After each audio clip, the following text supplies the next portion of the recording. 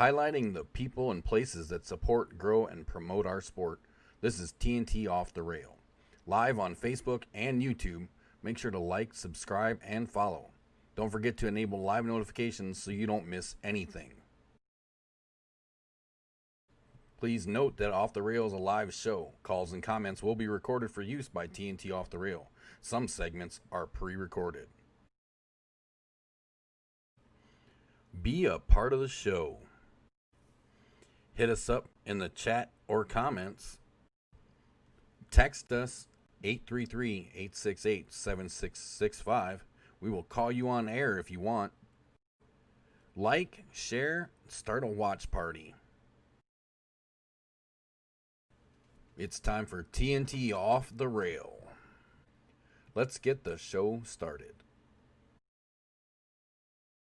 Live? No, we are. I don't know what the, I don't think anybody heard that. I don't know if they heard it or not, but oh my God, my earbuds about. Yeah. My eardrums are a little sore. Be prepared because there's probably going to be another loud one after that. It's Friday night, boys and girls. It's Off the Rail. Starting a little early tonight. We are starting. We have a busy night. We do. We have a busy night. We're going to, about 10 minutes or so, we're going to call Mr. I'm not even trying to say his last name. We're going to make him say it for us. Roy. Damn it, Roy. Sorry. Why I always say Ray? I think it's your fault, Samantha. I think I implanted Ray into your mind, and you can't get it out of there. But on tonight's show, we're going to talk to Roy from the Twisted Rose, running all the tournaments and stuff down there. Twisted Road, doing a good job down there. And we're going to have the one and only, the Scorpion, Johnny Archer, is going to be on the show here at about 7 o'clock. Yeah, so we're going to give him a call. Stick around for that. That's going to be a ton of fun. It's going to be a good time. If you got questions for Roy or Johnny, make sure you get them all in your mind, write them down. You can be part of the show. Join us in the chat. If you're watching us on Facebook, make sure you hit the like and follow button on the TNT page and turn on your notifications. If you're watching us on YouTube, make sure you hit the like and subscribe, click on the bell, turn on notifications. Just kind of hold on for your questions and stuff like that until we start talking to them. That way we don't lose them in the chat. Don't forget, you can text us as well. It's probably a little easier to get a hold of us messenger-wise or in the chat, just because of so many different things going on, and we're getting a little loopy in our age. So there might be a few small minor hiccups tonight as we go through. I'm just going to put that out there just in case. I've already had one issue and I'm trying to fix it. So hopefully I can get her squared away. We'll see. Hopefully we don't get too messed up during our video chat because of different stuff. We got a lot of stuff going on, a lot of stuff to talk about tonight. We got a lot of things going on. Don't forget operators and directors. If you got some stuff you want to get shared with everybody, you can still get a hold of us. Just hit us up in the chat or something like that, and we can tell people what's going on. A lot of stuff to do tonight. I think what we might do is, I think first things first. Let's jump in while I'm trying to get everything situated because I have a few things to do. We're going to give thanks to our amazing sponsors. Yeah, let's hit the sponsors up. Yeah, that's what we're. Seems like the logical thing to do. Yeah, so I'm going to show you. Our first sponsor we're going to take care of is this is one of the video ads that we actually offer. And they can be done in this fashion or a live action fashion. So if you're looking to really make a statement, this is one of the options we have, and then we'll jump into some other ones. So hang tight, we'll be right back. Check out all of our sponsors. Don't forget to tell them the TNT sent you. CBM Construction offers all your construction needs. New builds, remodeling, heating and cooling services, and installation. Give them a call today, 815-716-6727. CBM is licensed, bonded, and insured to provide the ease of mind you're looking for. From start to finish, CBM is professional and friendly as they bring your dreams to life. Bill builds it best. Check them out on Facebook for more pictures of their amazing work. Looking for a getaway retreat? Wanting to live off the grid? We can help you with any of your wants and needs. Custom-built tiny homes for you. Taking orders now. Give us a call and we'd be happy to help you out. 815-716-6727. CBM Construction. 815-716-6727. And of course, our friends at A&A Flooring in Sterling, Illinois. Give Al a call at 815-632-0675 and check out their website at aafloors.biz, where you can check out all your flooring options with the on-site tool and check out all the different stuff right there in your house from the comfort of your home, right on your couch or chair or wherever it is that you may be. You just pop on in there and check that stuff out. Alan and Angie will take really good care of you. They've been doing it for a long time. They're really good at what they do. Give them a call, 815-632-0675. My good buddy, West End Sounds, a co-sponsor or title sponsor of the tournament tomorrow for my benefit that they're putting on for me at the Black Rose. DJ Mark for all your DJ party needs. Karaoke, does the karaoke, brings the light camera action, brings the nice uplighting. You can get a hold of him at 630-364-8454. I'm telling you, if you're having a party this year, I don't care if it's a birthday party, anniversary party, whatever it might be, divorce party, whatever. I mean, they have divorce parties. They do. We've done a ton of them. So make sure you get a hold of Mark. He'll take care of you. He covers all through Illinois, Iowa, Wisconsin. He's looking to branch out the business. He's looking to travel in a lot of different places. So, I mean, I did give out one of his cards down in Peoria when I was down there a few weeks ago, down at the Racks on the Rocks there. So hopefully a couple of people will be calling him for that. So we need to get him a gig booked. You know what I'm saying? Right. Make sure you tell him that TNT sent you. Yeah, make sure you tell him TNT sent you for sure. Big John Bresley over at P.O. Motors in Princeton, Illinois. He wants to put you in the car or truck you deserve. Stop in and see him out in Princeton for a great selection and experience. That's Big John Bresley, 815-875-4411. Give him a call for all your automotive needs. They've got a great selection out there. And John's a super nice guy, too. Oh, you couldn't ask for a nice guy. He'll put you in the ride with style. Oh, yeah. Big John Bresley, P.O. Motors, sorry. I always say motorsports. I don't know why. Oh, we got the Boulevard. Heath was in here last night. He shooting pool. He had to shoot his match. Unfortunately, it didn't come out too well for him. But he cooks way better than he plays pool. Let's just put it that way. You know what I'm saying? Well, out there at the Boulevard, they got free delivery out there. Looking at the food menus right there. Got all sorts of things on the menu out there. They got the big show with Brushville coming up. We're trying to work out a deal where I can be out there and do post party, pre-party, and the break party in between all that out there at the Boulevard, Sterling. So if you get the chance, come out the 29th, see Brushville. Hollywood might be making an appearance along with DJ Mark. So that's going to be a good time. And also, if you look on there, the phone number is 815-901-2583. They have free delivery. To local businesses. Yes. Monday through Friday. Yep. Call down to the Boulevard. Tell them TNT sent you. Check out. Look at that food. Yeah, we're gonna have mixed. Wow. I mean, you know what I'm saying? Gosh, that's crazy. I gotta go to the Boulevard and get something to eat. All right, I'm going to get. There's going to be some noises here, but I'm going to. You tell them about your. Who's Brushville? What's up, Cal? Joe, no one's playing. This is off the rail. We talk about the people that play. All right, so let me. Where is my Who's playing? Yeah, well, nobody's playing now. You tell them about your tournament tomorrow. We'll talk about it more. Oh, later, we got the big benefit tournament coming up for me tomorrow, and I am so grateful for everybody. We're taking 32 teams, doubles teams. You can't have two masters on a team, but like you can have a master and an open player, master novice, or you can have two advanced players, whatever. Just can't have two masters on the same team. But that's going to be starting. We're going to be breaking at noon, so don't be showing up at 12:30 thinking you're getting in. We're going to run a pretty tight ship tomorrow, and I do have to get. I mean, a lot of people have contributed to this, and for me to sit here and give all the names, it would be almost impossible for me to do. But a couple of them that I have to talk about is John Bresley. I mean, he's donated some cues and stuff out there, and holy smokes, I hope they didn't hear that because my ears about fell right out of my head. John Bresley took good care of me on that. He's donating those cues and stuff. So Chris Course out there at the Black Rose, he's throwing in some extra money in the tournament money added. And I have to give a big shout out to my partner, Will Thompson, that's going to be playing with me tomorrow because I'm going to be like carrying a lead balloon around tomorrow. All right. If you guys did hear that and it was really loud, I'm sorry. Like I said, there might be another loud noise or two. So I apologize. But let's I'm going to try to get Ray on the. We got to get our producer to work on his producing skills. He's trying to blow my eardrums out. It is not cooperating with me right now. I'm not going to lie, dude. Something is just.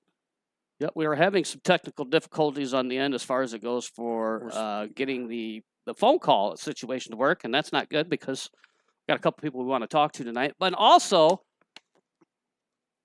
we do have the tournament that's been going on here at the Coop, which we'll talk about after we talk to Roy, and then we get Johnny Archer here is going to be on the line here shortly. So, stick around for that. And what else do we got going on?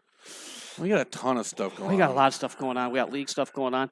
We do have some grudge matches that are in the works. We'll be talking about that a little bit later also. And I have seen that. Oh, by the way, who's Brushville? Brushville's a pretty good gal. Yeah. They're a good band. I really enjoy them. And I really like, I already forgot the name of that song now. Yeah. I was talking about it last week. Did you watch the video? No, I did not. Yeah, we'll have to look it back up and go watch the video because it's really good. It's somewhat operator error, but part of it is I don't know how many of you guys use there's an actual desktop app for Messenger that we use, and it is not cooperating like we normally use for some reason. I don't know what the deal is. And he keeps trying to blow my eardrums out with it. And I'm trying to, no, that's because I'm having to use the desktop app, and that's not cooperating with me at all. And I'm not having any luck, and it's really irritating me because I really want to talk to Roy. And for a second ago, I had it fixed, and now it's not cooperating. And well, can we at least do a call or no? We're probably going to have to just call Roy because this thing is not. And we'll have to apologize to Roy out there. We were going to do the video chat, bring him on, but seem to be having a little technical difficulties. And in the event of trying to save my eardrums, I think that we should probably just call him because that's extremely loud. But yeah, Will Thompson, I don't know. You said something about some side action tomorrow. I mean, I'm sure there'll be, I like our chances. I really like our chances. There's a lot of really, really good teams that are going to be showing up tomorrow. There's going to be some teams that are just there just to be there to help donate to the cause, which I really do appreciate. And to update some people, since this is a benefit for me, I suppose I should probably kind of go into what it's really for. I mean, I was diagnosed, several months back with stage 4 colon cancer, which is not good news. And I've been going up and down health-wise. I mean, I am on my feet, which is I'm happy for that because 8 months ago or so I wasn't doing so well. I spent a lot of time in bed. I still do spend a lot of time in bed, and the last few days haven't been the greatest for me. But I'm trying to keep a positive attitude. I'm trying to do the best I can, and hopefully I'm wishing for a miracle. On Monday, I will go in for my next scan to kind of see where my progress is, and I'm hoping and praying that I should get the test results on that probably on Wednesday. So hopefully, by Wednesday, maybe I'll get some positive news. And I mean, the last time they did a scan, I did make a little bit of progress. They said they were happy with the progress that I had made. So hopefully I'm making another step forward, and we'll just have to see how that goes. I mean, I want to be around long enough to upset people about us charging a few bucks for doing grudge matches for people that normally wouldn't get on stream anyways. How'd you like that? Was that all right? That was slick. That was slick. All right, we're gonna call Roy on the phone. Roy, I'm sorry. I thought I could get this thing fixed, but we can't. So we're gonna give Roy a call on the phone, and we'll talk to Roy, and we can still do what we were gonna do. So I'm calling you from an 833 number, Roy. It should be popping up right now. Where's my other button? There it is. See if we can get Hello. Roy, how you doing? I'm doing good. How are you guys doing? Oh, I've been better. We're having all sorts of fun here. We're getting really loud noises in our headphones. We're trying to get the video chat to work. I don't know anything about that because that's his end of the deal, and so I can't figure out why it's not working. And we do apologize about that, but we got you on the phone. We got you on the phone. That'll work. We got some stuff that works. We got some stuff we can definitely work on. So, Roy, say your last name for me because I'm horrible with names and I hate messing them up. So, Roy Radzus Jr. All right, Radzus. Radzus. Yeah. Radzus, like Radzus. Radzus. Yeah, with the D. Yeah, okay. I was gonna try it, but I'm horrible. I'm horrible with last names, so it's bad. Roy works out of the Twisted Rose out of Algonquin. He runs all the tournaments and leagues and things like that. Now, is it just, are you the only one that does it out there, Roy, or is there, you got some people helping you out? So Stanley Davis Jr., Dave Reeboks, also known as Dave Reebok, he's the LO for ACS, BCA, and the leagues that we're allowed to run out of here. And he, in extension, allows me to be able to run the tournaments based on the Fargo rating. So you guys are using the LMS and reporting, and you got a pretty good roster of some Fargo rated players out there then. Yeah, it's been gradually growing. Last night we had 19 guys out of here. 3 guys came in from Bloomington, 3.5 hours away. 2 guys from Indiana, 2 hours away. So we got a good amount of guys showing up. Definitely some good competition. I mean, we're definitely going to make our way out there because Hollywood here, he's really want to come. Oh, I'm chomping at the bit to come out there because anytime somebody says gourmet food and pool, you got my attention. Absolutely, he's chomping. Oh, yeah. So we're definitely going to come check that because you're running a ton of really good stuff. You've got your two tournament Tuesdays. You have I believe you're doing a Thursday one. You got your Friday night tournament and league, and then Saturdays. Are you doing anything on Sundays? I can't remember. So the consistent ones are Tuesday, Thursday, and Sunday. Tuesdays is actually that's going to change. It's going to just go to 550 and below. I'm going to stop doing the 2 tournament Tuesday things. I'm not having a very high skilled players showing up on Tuesdays. Just a bunch of 550 and below, like middle of the pack guys. So Thursdays is now going to turn into Killer Thursdays, race to 5 on the winner side, race to 4 on the loser side, and that's what generated a bunch of really, really high quality players last night. So I'm just going to go with that from here on out. Those are the consistent tournaments, Tuesdays and Thursdays. Also, Sunday is the 9-ball chip tournament. That's another consistently every week that takes place. Yeah, we were talking on about Saturdays. That. Yeah. It changes. Saturdays, every Saturday I do something different outside of the big ones. I sent you guys the flyers for the women's coming up and the Scotch doubles at the end of the month. But every Saturday is something different. Yeah, you'll have the reason why you see a flyer for tonight is because we're going to run tournaments every day till the end of the month before we start our new session for league nights. Right. So you're going to see a tournament out of here every night. Awesome. Well, and speaking of those, we'll talk about your other ones when we do our tournament section and everything like that. But you sent me some ones. I'm gonna put these up on the screen. I don't know how well people will be able to see them, but we'll put these up here. First one I got up is the Monday night 10-ball. And so that's a singles event. That's singles. You could come and end up playing 3 guys at night and not have to come back for 4 weeks if you want. We're totally open for rescheduling for something, if you can't make it or whatever the case may be is for Mondays. And that's pretty much the basics on that. Yeah. First place saw that. Next session will go to BCA. Has the option to go to BCA National Championships next year. That's awesome. And like I said, not a lot of people. We don't see a lot of people that offer that stuff. Where right. Free trip to Vegas for BCA. No, and BCA's got some. It's a pretty good program. We're trying to get some stuff going on here because there's only, if I'm not mistaken, and most of them are in your area. There's only maybe 15 or 16 BCA leagues in Illinois. I think, if I remember. Really? Last I looked, there's not very. I mean, in Illinois, and there are a lot of them are mostly in your area. So that's the Monday night 10-ball leagues at single at Twisted Rose, and you can start time at 7:15. Yep. You can check that out on the Twisted Rose page, and you also have a group. I can't remember if was the league and tournament group. Is it a private one or was it open? I monitor it so anybody can join it. But yeah, I mean, once you set it up as private, you can't change it, and that's how we set it up originally. But yes, everybody's welcome to join it. But Twisted Rose tournaments and leagues. Yep, you can search that and then find out some more. So then you sent me another one, Wild Wednesdays. That's a cool one. You don't see that one anywhere really. Okay, so the thing is, that's a 3-man team. Everybody plays their opponent individually. Whatever your race is would be your rating gap between, the high Fargo versus the low Fargo. If it's a 100-point difference, you'll have a specific race. Now, the loser picks the format and racks for the winner. So say you flip the coin on the first match. The loser of the flip racks and picks the format. The guy breaking loses, and now he's got to rack the second rack. He can change it to 9-ball if the first one was 10. You go back and forth like that till you reach your max. Do I we like reach where you're trying to go to? I like that. That's nice. Right.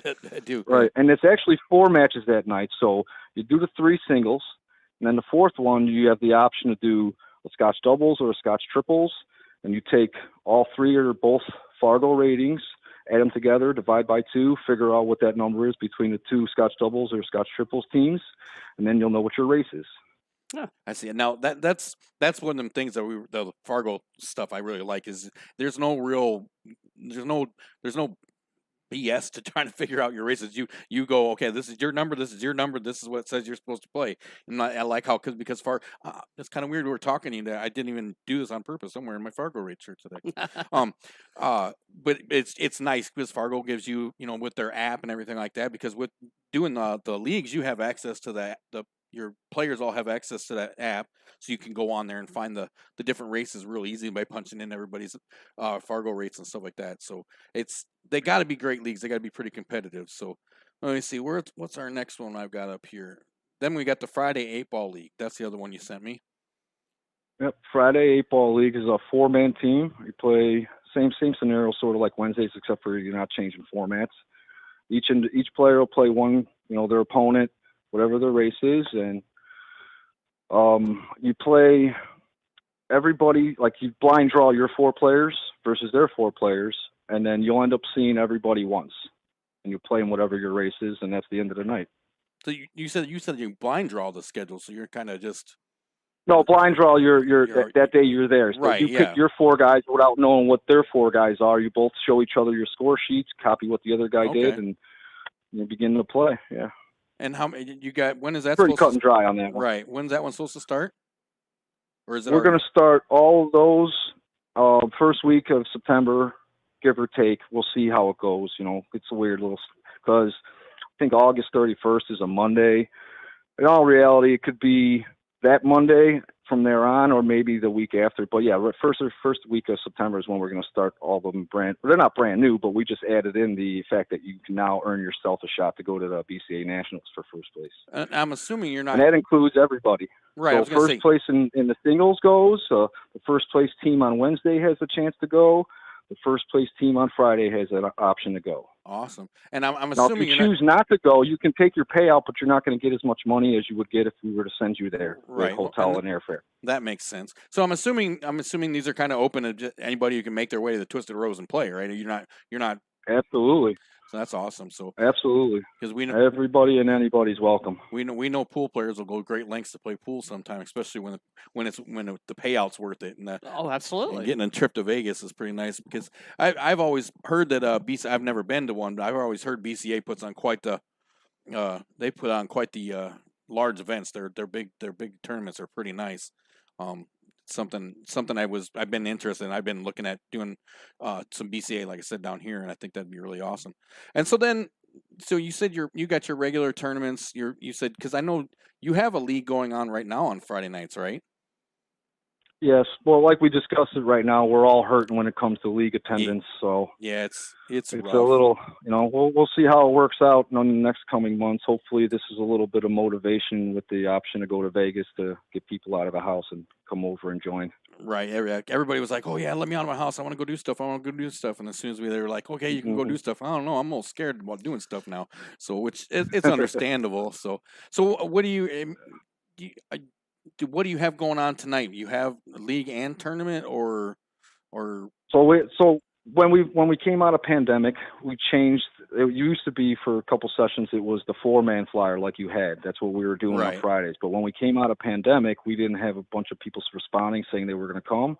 So we changed it to the Scotch doubles, which is the other flyer I sent you. That we'll talk about that after we talk about this. Right. So we changed it to the Scotch doubles. To break up give it an option for more people to come instead of whatever the case may be. That didn't take really well. We have a few teams. We're running it at bare minimum, but we have a lot of demand for the tournament. So we just, the other day we all decided to sit there and work it out to run something every day till the end of the month when we start our new leagues. Awesome. So we will be running the Scotch tonight on 2 tables, and then however many people show up for the tournament, we'll run it on the other 6 tables. And you usually stream your stuff because we've been sharing that. Oh yeah, quite a bit. Oh yeah. Excuse me. Oh yes. I've seen some pretty good matches on there. I've seen you had Joey's been out there playing a bit. Joey Dyer's been out there playing it. He's played in a couple TNT tournaments actually, or actually just one. Nice. Yeah, he's actually the gentleman that dragged out a couple of guys from Bloomington last night. Yeah, Joey's a pretty cool kid. Yeah. I can't did. Oh, yeah. Great shot. I can't remember if he was he was supposed to do a fight night, I think, with TNT, but I don't think it ever worked. I don't think I ever got the thing. But I don't remember, but that guy goes everywhere. Every time I go to a tournament, he travels well. I mean, he's out at the Twisted Rose. I've seen him down in Peoria. I haven't been to Twisted Rose yet, but Roy, I promise you, here in the next couple of weeks, I'm going to get out there. We'll be there. I've seen him down. I've seen him down in Peoria. We look forward to it. I've seen him over in Clinton. That guy goes everywhere. Yeah, he's attracted to pool tables. Obviously, he's got the same addiction I do. So okay, so tell us about you. You said you sent me some new flyers, which, like I said, we'll get them up here in a little bit, and because I know you got all the ones we just talked about. Those 3 ones, we just really added the icon on the bottom, letting everybody know that they can go to PCA for your leagues. They take first place. And you got some stuff going on tonight, which we'll talk about later too. But we'll go ahead since we got you, and we'll talk about it some. You've got coming up, what is that? You've got one coming up on the 22nd or 19th. You have one on the 19th. Where is that? I don't remember where I put it. See if I can find it here. Upcoming tournaments. We'll flip through there just see if I can find it. Or you got your Saturday tournament, which is at 4:00. And that's... He said that changes. Normally it's at 4:00. Yeah, unless like the big one, the one you're probably looking for is the women's flyer. Yeah, I thought you had. That's was the one that's on the 22nd. There it is. Yeah, right there, the ladies 8-ball tournament on the 22nd. Yeah. So those large ones that once a month or special event kind of deals, those start at 1:00 with the doors opening at noon. Okay. And do you have normally the regular Saturdays start at 4, doors open at 3. Okay. And for some reason I thought you had one on the 19th, but I might just be losing my mind because he's having a bad day. I'm having a rough one, man. It's been rough. So then you have the next week you have the Scott Stubbles on the 29th. Yes. Okay, there we go. I'm getting numbers and everything all mixed up. Like I said, Roy, I'm getting old. I keep forgetting everything. And I had to, for the first time, and I can't think how long I actually had to sit in a DMV today for the longest time. Everybody gave me crap when I moved to Dixon because I went to the DMV and my first time in Dixon DMV took me 7 minutes. I was like, what the hell? Because I was so used to being in Rockford and it taking like 3.5, 4 hours, But anyhow, that's a whole nother story. So I'm a little loopy today because I actually had to sit in there. I know what you're talking about. I grew up on the south side and the DMV's down there were horrible. Now I'm up here in McHenry County, and sometimes you can get in and out of there in 10 minutes. Yeah. Oh, yeah. I made the mistake. I went to the West Side facility 6 years ago or whatever when I did my CDL testing and was like, oh, that was a bad idea. So that was brutal. First thing in the morning, nice and cold. That lady wasn't happy. The truck I was in barely had any heat. She was, that's a whole nother story. So you how did you come about being at the Twisted Road? How did you get hooked up with them? And because they've got from what I'm understanding, they've got some really good equipment. You've got what, eight diamond tables? Is that right? Correct. Yeah, 8 7-foot diamonds. And so how'd you keep them pretty clean? We bought a Roomba that we put on the tables every night. I think that's so awesome. I don't know why. Got a ball cleaner. We clean the balls constantly because everything that's going on in between matches. We try to wipe down the rails, all that good stuff. Well, yeah, I mean, the equipment out here is pretty quality. I've known Teresa, the owner over here, for quite a while since I moved up here in 2011. I worked for Fox Valley APA for 2 years or so, administrating, running tournaments and stuff like that. And then I went back into a player status. And then they approached me last, I want to say, November, maybe October, when Dave came over here and started running the ACS leagues out of here and said, hey, we know you know how to do all this stuff. You got a nice little network in the area. What do you think about running tournaments? And I'm like, sign me up. I'm on board. Right. So you love this sport about as much as about the muzzles. Oh yeah. Oh yeah. So how long have you? I mean, the pool in itself, and then running the tournaments, and it's just I enjoy it. Giving the pool players that have the same kind of draw and kind of addiction to the game as I do, somewhere to go and shoot. So how long have you been shooting? I started playing in actual leagues 12 years ago when I was living in Kankakee. So what? So right around 07, 08, I moved out of Southside Chicago. I went down to Kankakee, met a few people, played some pool with them. They're like, hey, you should join our team. And that was it after that. Was down there for about 3 years or 4, moved up here in 2011 and continued playing Cool. APA and stuff like that. What's Roy? What's your Fargo rate, sir? I didn't even look. I was thinking 475. He's a 475. I'm higher than somebody. Well, I'm Sorry, Roy. I'm about a 575, so I guess we play even, right? Something like that. Something like that. I'm actually. I get the 6 out. We'll do it that way. Oh we'll talk when I get down there because I am coming to the Twisted Rose. I promise you, I'm coming we're down definitely there. coming. But I actually have a higher Fargo rate than somebody. So it's only 6 points, but Hey, you got to start somewhere. And I'll tell you what, you know, the thing about it is we giggle about that, but I'll tell you what, I went to Wisconsin to the Carom Room, and they have a big tournament that they put on up there, and it's a 571 and under, and I'm telling you what, you go up there and see some guys that are 550 Fargo rates and they're breaking and running racks, and it's like, I don't, maybe me at a 575. I don't know. I don't know how good I really am. My Fargo rate's probably maybe closer to 500 than it is 600. I don't know. Is it brutal? Some of them guys. I've never gone up there myself either. I do want to get up there because all I do is hear about the nasty competition, and that's to get better. That's what you got to do. You got to play better. Yeah, well, and that's what we always tell people is that the Fargo rate. We're big fans of Fargo. We are looking forward to it really getting its foot in the ground and doing what it's really capable of. But we always tell people your Fargo rate's only as accurate as where you play, and if you only play in one spot, it's only going to be that. You know what I mean? So you really have to get out there and move around and do stuff. So it's definitely worth traveling for. So I'd say I can't wait. We have to go down there soon. Oh well, we'll get down there. Well, we got the benefit that's going on for me this weekend, and then the following weekend is we're going to Lanark. They have Lanark, and then there's a big tournament going on over in Clinton also. Yeah. So I mean that'll be going on. So probably about 3 weeks, I'm going to start making my way out because especially on Saturdays, because usually on Saturdays if there's not anything going on out in this area, I can go that way, and I got a place to go play because I don't care where I play. I just gourmet food. Right. He goes with. I keep thinking about that food. He ranks his tournament play by the food, the equipment, and how far it is. Yeah, and I don't care that I don't care that I play bad. I just want to go eat, shoot a couple of games, and it gives me something to do. As long as I'm not hungry when I leave, I don't care.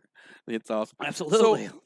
So, that's definitely one of the draws that we have out here. Teresa, she's owned this place for 30 years or so, and she's been the main cook, and she throws that love and care into them meals. I'll tell you that, man. They're fantastic.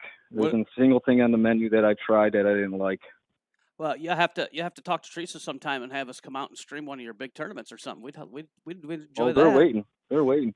I already told the manager, Freddie, and Teresa, the owner, that we're working this out, and sooner or later you guys are going to come up and raid her kitchen. Yeah. Yes. But the kitchen is the most important part. We're easily negotiated with food. We're easily tempted by food. That's for sure. So let's say we covered your Scotch Doles, your big tournaments, your new leagues and stuff like that. What you got any other things that maybe you're hoping to try once things start settling? I mean, I know this like we've talked about already. This pandemic's played hell on operators and directors and venues and just things the pool community in general. Yeah. It's just I mean, and everybody else. I mean, we don't want to play down anybody, but we're here to talk pool, so that's what we're doing. But and it's played hell on everybody. But so once things start to settle out, you got some plans for some other stuff. I mean, obviously the new leagues with that and kind of incentive, that's a ton to be looking forward to. I mean, there's a lot of guys that's going to draw for sure. Guys and girls, sorry. So, but I mean, is there any other? The chip tournaments? Amazing. Like I said, I think I talked to you once about it before. How I've been trying to get them going here. And the guys are they go so fast. I haven't had a single person say they didn't like it. I can have 16 guys on a chip tournament, or 16 people. Let me rephrase that. 16 people playing. It'll be done in 3.5 hours. It goes so fast. Yeah, it's just rapid fire. Yeah, it's quick. There's not a lot of sit down in it. Because you're just unless you're lost and you got to go to the back of the line. But no, you're going. Yeah, the games and I love the format. I've been trying to push it here. So other than that kind of stuff, I mean, is there anything else you've been trying to think about trying? There's a lot of we talked to a couple. Talked to that juniors program that they had out in Ohio. They did that quad bracket, which was really neat. Yeah, I was looking at that. I mean, there's a few things we're mulling around.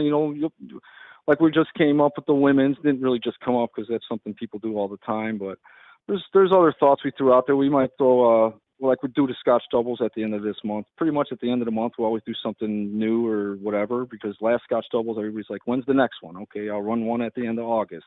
But now I'm thinking maybe even now I'm live, but everybody's going to hold me to this, doing a 3-man Scotch doubles or maybe a shoot face tournament, something like that in the near future. Where shoot face would be your highest Fargo plays their highest Fargo, and then you cascade down versus depending upon how the 3 or 4-man team or whatever the case may be is.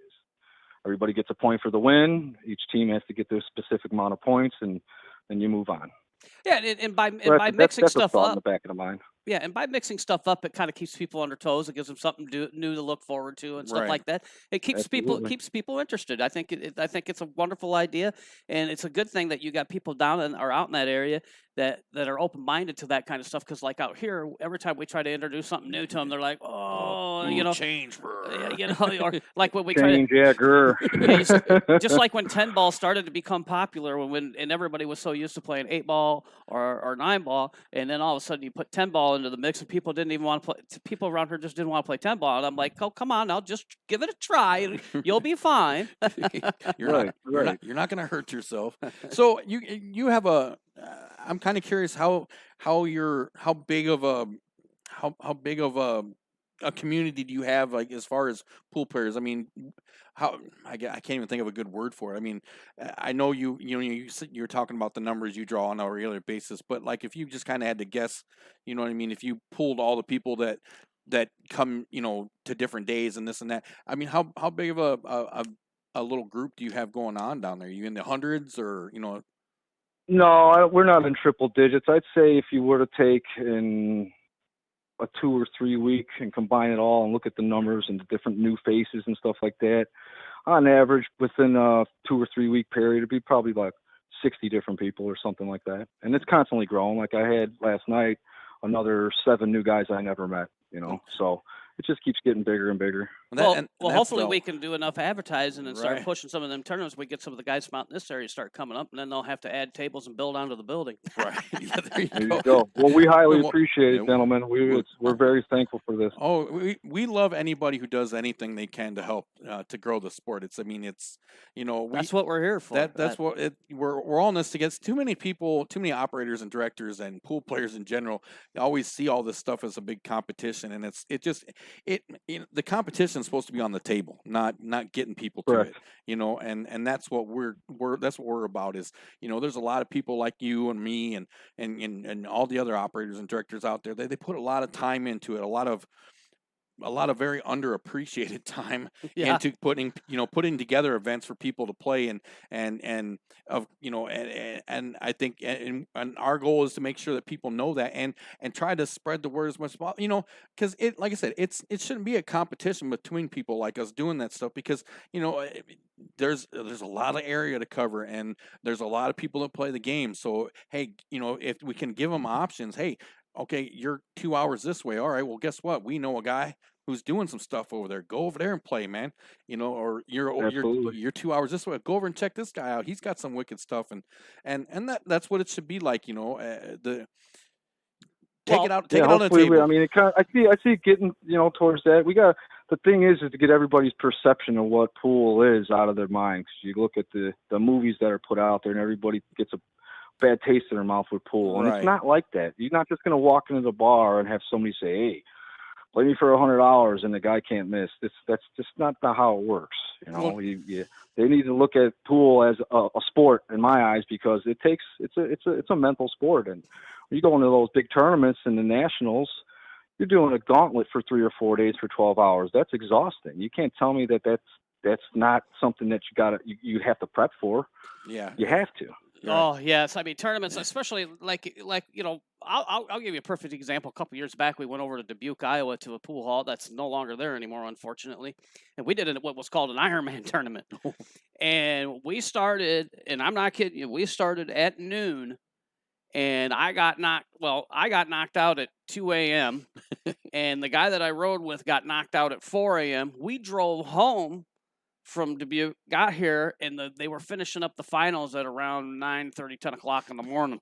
Now, you want to talk about happen to be in a little bit of shape? It's definitely a sport.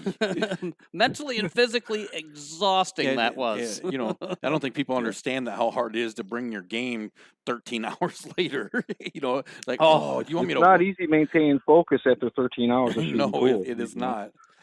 I mean, like if you go out and shoot if you go out and shoot 18 holes of golf, I mean, you're constantly going. In the game of pool, you might go out and shoot a match, and then you might have to sit for an hour or 45 minutes or something like that, and then have to get in the next game, and then you got to get your mental. You got to get everything back rolling. You got to try to get in stroke, and it's not the easiest thing to do sometimes. When we talked to Allison, she was talking about that. She says, people just don't understand that. You go to a tournament, you play your first match right away. You get drawn first, and you're like, all right, cool, I get to play. And you play, and then next thing you know, it's 4 hours later, you haven't played. Because pool players are always like, oh man, I want a bunch of people in there. I want 128 people in a tournament. I want big money. And as soon as their first match is over and they find out they got to wait 5 hours before their next one, they're like, "Oh man, what the heck? There's too many people here." Yeah. So you want to win 2,000 for first place, you got to do that. Right. You're gonna have to go through a few people, and you might have to sit down and enjoy some gourmet food or something. That's where the food comes in. That's how that there works. You go. That's why I keep getting fat. Absolutely. Go refuel. Refuel and get ready for your next match. Yeah, definitely. You got to stay mentally strong. I mean, to me, that's what I found out with this game. Don't get me wrong, it's physically demanding at times too. I mean, walking around the pool table for hours and so on and so forth, especially if you're doing a gambling match. I mean, I've gotten in gambling matches with guys where we play 8-10 hours straight, but in a tournament style, it's more keeping your head on straight because, I mean, like you said, you play a match, you might wait an hour or so or whatever it is to play your next match. And if the tables are all full, you haven't got a chance to go out and hit balls or anything like that. So you got to keep between the years. You got to keep it together. Otherwise, you can see really, really, really good players just completely fall apart because they just cannot keep it together in their head. Yeah. Yeah. Beat themselves Very mentally. true statement. So what do you shoot with, Ray? I did it again. So for the first 10 years of my life, I played with a Mucci that my buddy that got me into pool in Kankakee had given me, and then just recently, in a raffle, I won a cue from Sky Woodward. I was playing. It was another Mucci, really really nice one. Yeah. I was happy to have it. Then I got into another raffle with Adam Lynn, and I ended up winning one of a kind Lomax. Ooh. So that's the one I've been shooting with now. It's a beautiful stick. It's the low deflection on it, and I feel like it's a magic wand because I feel like all of a sudden I'm just this much better. It does what I want it to without any squirt, it's a beautiful handcrafted stick. I love it. But yeah, so the Lomax is going to be my baby for a while unless I win something even more expensive. I love that feeling of a nice brand new cue, and you're just like, oh man, this feels good. And them first few hits just do exactly what you want. You're like, oh yeah, yeah. I did too. I like how you said I won one from Sky too, a nice Mucci B&M 2. It was a pretty nice cue. Nice. Yeah. Nice. I, on the other hand, breaking with the BK Rush at 19 ounces and then jumping with the Jacoby. Yeah, well, there you got nice equipment. Have you gone carbon yet? Have I gone what? Have you gone carbon yet? To the carbon fiber shaft. Well, I mean, the BK Rush comes with it, but no, I haven't just pulled the trigger on buying a carbon for the shooters. Right. I'm still a wood guy. Like I said, I played with a non-wrap Mucci for 10 years, so I like to feel on the stroke can. I like to feel the wood under me. So it took a little bit getting used to the Lomax because it's got a black elephant ear wrap on it. But I had to bite the bullet because the thing shoots freaking awesome. Yeah. I know how you feel, and you get attached to a cue, or you get attached to the way it feels. Like for example, I was just going to say, I shoot with my Gibson, and it's custom. It's got the carbon fiber shaft on it, and I love that pool stick. And I wouldn't shoot with anything else. You couldn't pay me to shoot with a different cue. Well, you could pay me to shoot with a different Gibson, maybe, but I'm still sticking with. I love my Gibson. I love my Gibson cue, and I wouldn't trade it for nothing. And people sometimes, but everybody's got a different feel. Some people I run across people all over the place that they're shooting with different shafts, different tips, different wraps that on the butt end of the cue and stuff like that. But it's to each is their own. You got to find what you like, and once you find that, stick with it and don't keep changing equipment because changing equipment, and a lot of people don't realize this. I mean, you go from one queue to another queue. It takes a little bit of an adjustment period to get through that. Sometimes Absolutely. you're better off just staying right where you're at. If it's not broke, don't fix it. Right, absolutely. Yeah, I mean that was the thing with when I got the Mucci wrap list. I was like, okay, this is not too bad of a transition from what I've held for the last decade. And you know, the Lomax with the wrap, I was like, I was contemplating selling it, but then I started winning with it, and I'm like, okay, I'll just figure out and get used to it. And out of sight, out of mind. Who cares if there's a wrap on it or not? Just play with it. Yeah, sometimes. But yeah, switching back and forth, I could totally understand that being a problem because it took me time to adjust to it. Yeah, and the switch to carbon was with weird. The same thing for a decade. Yeah, because I just recently did that, and it was outrageous. Oh, you yeah. have to get used to that noise. That's the thing that I'd have to get used to. Yeah, I told him before I started shooting with it, I was having such a problem with it. I was gonna have this mental hang up where I was gonna feel like I was shooting with one of those Walmart graphite things. You know what I mean? Yeah, exactly. And it kept messing with me. Roy, it's been awesome talking to you. I know you got some stuff going on here at Twisted Rose, and we got a few things we got to get to. Hopefully, if you got a second, you'll be able to kind of maybe talk to Twisted Rose people, and they could throw it up on the TV because we're going to talk to Johnny Archer here in about 10-15 minutes.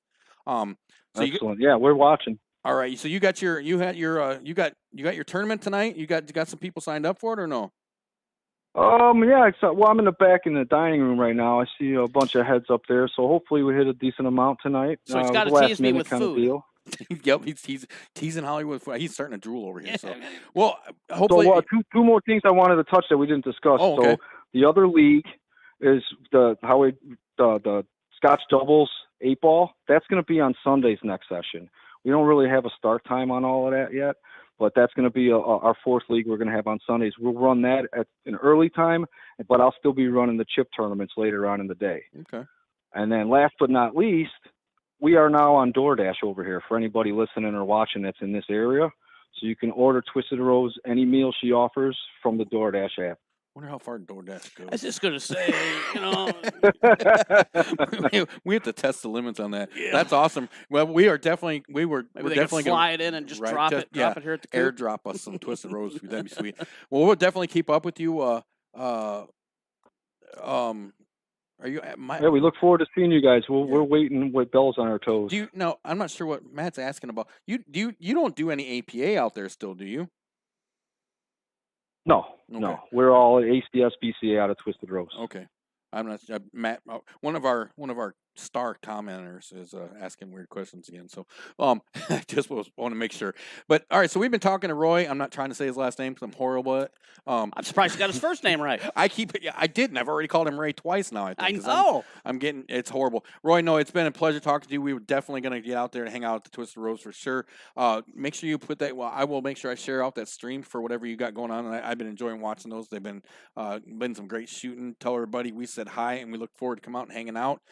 Appreciate you taking the time, and any other time you ever want to get on and talk to us, you just give me a holler and we'll get with you and get on the show and we can talk about some stuff.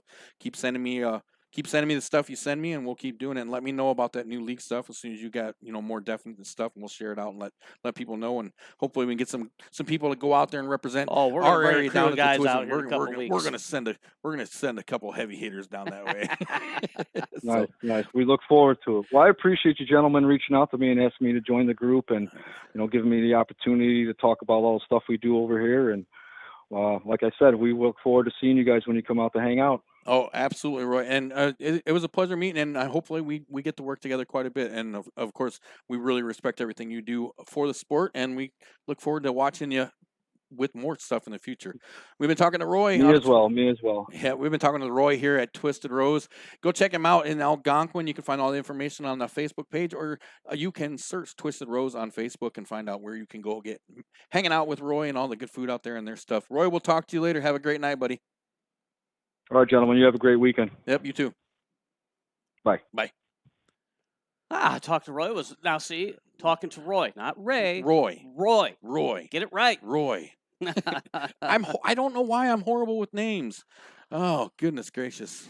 Look, Hans is back. Hans. Yay, Hans. Hans, I've been following Hans's comments and stuff. I added him to my friends list. I don't know if I added Hans to the Pigeon Coop page yet. I'm not sure if you did or if not. Hans, if I haven't added you to the Pigeon Coop page, I'm going to add you to the Pigeon Coop page so you can be part of the chaos that goes on in this a little facility. behind the scene action. Oh, yeah, it gets crazy in here. And I still got this Hanyak over here trying to get my camera working. We've decided, this is what we've decided. We decided that my computer is a piece of junk. Yes. And I'm going to get a new computer. We're gonna do a little raising some money around here at the Pigeon Coop. We're gonna save some money on some of the tournaments and stuff that we got, and we're gonna buy a new computer so that we can get that camera up there up and running. The hamster is it's falling off the wheel. Yes, I mean that computer's only 4 years old. I've never really do anything with it. I don't know. I'm pretty sure one of the Coopers were watching pigeon porn or something. I don't know what was going on in there, but something weird was going on. But regardless, we're gonna get it all fixed up.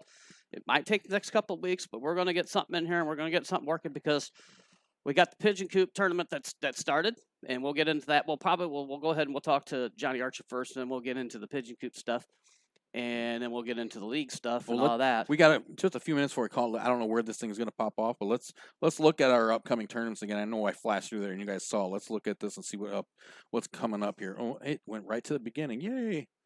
Oh no, it didn't. I lied. There we go. This thing never does what I want. Nothing's working like I wanted to. He's having a bad day, folks. Just he's having a bad day. Just give him time. Twisted Rose. Go check Roy out. Like I said, search Twisted Rose and on Facebook, and you'll find out everything that's going on. You would think with all the money you make doing all this stuff, all the millions and millions of dollars, you could I couldn't even get in the car today because I had so much money piling out of my pockets. I know. We're just piling it in doing this, aren't we? I'm just, because fight night matches pay. Oh, huge! I mean, they're huge money. The only reason I even go to work every day is so that I can, I can clean that money. I want to launder all that fight night money. Anyhow, so make sure you join us tomorrow out at the Black Rose for the Hollywood benefit. He was telling you all about that. We're going to be out there. The action starts. Sign-ups and everything start at 11. And then when I say sign-ups, I mean check-ins. Okay. I just want to clarify this. We're gonna have 32 teams, right. and we're at 30 probably gonna right fill now. that up. And I'm telling you, we have to be there. We have to be on time because we only got until a certain amount. We don't want to have to try to come back the next day to finish this thing. Well, yeah, because and I am TNT is running the brackets. The Dustin and Chris. They worked all the details out and came and told me what was up, and I said, all right, well, I'll help you out. And they said, cool. So I did the signups and everything like that. Well, we'll have some people out there helping and kicking in, and we're going to bring the streaming gear out. And then I'm if I'm not shooting, I plan on sitting behind the booth here, and I'm gonna talk pool. I'm gonna have special guests come in and out. It's gonna be fun. It's gonna be more for fun. We're not gonna sit and call every shot, this, that, whatever. We're just gonna do a lot of BSing because what this tournament is about. And I like I said, I mean, it's hard for me to put into words, what the pool community is trying to do for me, and the help and the everybody reaching out and all the kind words and stuff like that, and it's a blessing, and I just can't say enough. I mean, I don't want to start crying on the stream or anything like that, but I hope to see you all out there tomorrow. And let's go out, let's have some fun, let's be on time. Yes, because I am a very time oriented guy. We are breaking at noon, whether you're there or not. Yes. So if you did pre-register and signed up and you're on the list, you can find I posted on the TNT page a link to check out the roster. You can check it out. Right now there's only 2 spots left, so there's some jockeying on some teams. So make sure you start showing up by 11. Be there no later than 11:45. At 11:45, anybody that is not checked in, like if we'll start giving spots away. Yeah, if you pre-registered for a spot and you're not there by 11:45, we're going to start giving it out to people that are sitting there wanting to play, because I'll guarantee you there are going to be people there that want to play that are going to be on time. We're probably going to have to turn away teams, unfortunately. I'm sure. And I mean, people that are trying to walk in at the last minute, and we don't want to tell anybody no, but we cut it off at 32 teams so that we could make sure that we're hoping that that we can get it. That's going to be a long day. Yes. So next weekend, Saturday, August 22nd, we're going to be back out in Lanark at Dave's place. It's going to be a ton of fun. Meatball sandwiches the size of your head. Yes, meatball sandwich. So we make sure you get signed up for that. Those ones fill up pretty quick, and it happens at the last second. They start off a little slow, and then all of a sudden, right before, I'm expecting about the middle of this week, that one to really start filling up. So if you want to play in that, make sure you get signed up. You can, of course, go to budiswiser.net, up to the top for register for tournament, click on that and fill out all your stuff. And if you're returning, it's real easy. You know how to do it. And you can, of course, you can also call TNT as well. There's a voicemail box for phone call registrations. Then we did talk about it with Roy. 20 that same weekend in Algonquin, the ladies 8-ball tournament. That should be a lot of fun. So definitely, if you're on the other side of town or the other side of the state, I guess, down a little lower, you can go check that out. And then the following week, he's doing the Scott's doubles out there. So check that out. And of course, we're always sharing stuff on the TNT page, all kinds of cool stuff coming up. So if you haven't already, make sure you hit the like and follow button on the TNT page so that you don't miss a thing. There was something else we were going to talk. Oh, you made some predictions last week. I did. You could hit them real quick. Here was my prediction. I predicted that Chip Compton would beat Superman Roberto Gomez, and he did. Now, I don't know what I predicted for score-wise. Did you write this stuff down? I did not write it down, but I'm sure if we go... And the other two, you know what? I even forgot to look it up. I even wrote it down, and I probably have it in the house. But I predicted there was 2 other matches that was going on, too, and I think I got them both right also. I do remember I know I messaged... I'd have to go in there and look and find out, and maybe if we get a break... Maybe one of our super commentators or commenters will find it for us and remember from last week. And Will Thompson said, Chip Compton can't beat Roberto Gomez, and I was like, oh yes, but yes he can. Which one they extended the race because it was so close? The one they went to originally to 30. That was the other match that I'm trying to think of. That was that Rodriguez and Gentile or no? Yeah, I think it was one of them. I think I got that one right too. I can't remember, but we'd have to look at that. But my big one was the Chip Compton versus Roberto Gomez, and that was tight. It was 20. It ended up Roberto won 24-21 or something like that. 25. No, they went to 24, right? Was it? It was a race to 24, and I believe he won 24-21, 21-20. So it was 24-20. It was somewhere right in that ballpark.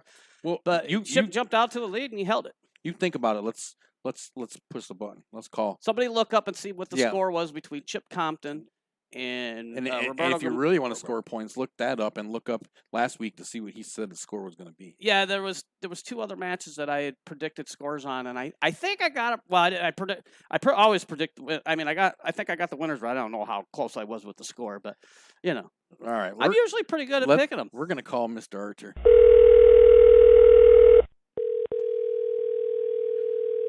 Big thanks to Jen Fridley for helping us out to pick up these awesome guests. Ooh. Hello, Mr. Archer. Yes, sir. How you doing? This is Greg in Hollywood over at Off the Rail. I'm doing just fine. Oh, well, thanks for taking our call. Hope you got some time. We got a bunch of questions we got for you. How you doing, first of all? Uh-oh. Did we lose him? I don't know. We're echoing. Yep. We're having all sorts of fun with our. Can you hear me? Yeah, there he is. There he is. Okay, I think something's wrong. What's wrong with these things, Lee? We seem to have a delay for some reason. I'm not sure what's going on. I think that was mine. That was me. I think we're good now. All right. Perfect. So how you doing, sir? I'm doing just fine. Just fine. How about you guys? Oh, still here. Yeah, we're hanging in there. And we got a lot of people that's got a lot of questions on here, so we'll be getting to that here shortly. But for most of all, are you getting out and playing much pool lately? With everything that's going on, I've been trying to get out and play a little bit. Not a lot, but I've been trying to get out and play a little bit. Just trying to go on the road. I mean, trying to anyway, getting in there a little bit. There ain't a whole lot, but a little bit. Well, at least you're getting out there and hitting some balls and stuff like that. You got any specifically big tournaments or anything that you got coming up that are on your schedule that we can let the people know about? Maybe we can catch you on a stream somewhere or something. Well, there ain't a lot of tournaments coming up since the COVID. But I'm doing a benefit with Earl Strickland coming up. I think it's the weekend of the 12th of next month. I'm going out to Wisconsin, doing something again with Earl, and I'm thinking that's October. So we're just doing that a little bit right now. There ain't really many tournaments. So you bring up Earl Strickland's name. Now we've had a little campaign going on here at the TNT tournaments on this on our off the rail show. everybody wants us to get Earl on the show, so maybe you can help us out there a little bit after you talk to us today. I think they just want him to. I think they just want him to yell at us, but I don't know. I'll pass the word along and see what happens. That's fine. So a question I always like to ask people when we talk to them, because I love hearing the stories, is how did you, what was it that struck you that made you say, man, I got to put a pool cue in my hand, I got to shoot pool? What was it that just drew you to the sport? Well, I guess when I was a teenager, being from a small town in Georgia, we always, me and a couple of my friends, we would always pick one thing to do every summer. We'd have off for 3 months, and on the summer vacation. So we say, okay, let's this summer we might play basketball. Next summer we might play softball. Well, this one summer we decided to go to the convenience store. There's only one store in town, so we'd go there and play video games. Well, they only had a couple video games, and anyway, they never switched them out. So we got pretty good at them before the summer was out, and we just kind of got bored. And anyway, there was a couple pool tables in the back of the store. So we decided to go there and play pool, and I kind of instantly fell in love with it. And summer was over, I kept playing, and they didn't, and now we're doing an interview. And here we are today. Next thing you know, here we are. So that's right. You've played, and since then you've played quite a bit of pool. You've had some you've had a remarkable career. What I was gonna start mentioning all the titles he's won and everything from the U.S. Open, Moscone Cup, so on and so forth, and the list was just so long. It was mind-boggling. We'd have to wake somebody up after we got done with the whole big long list.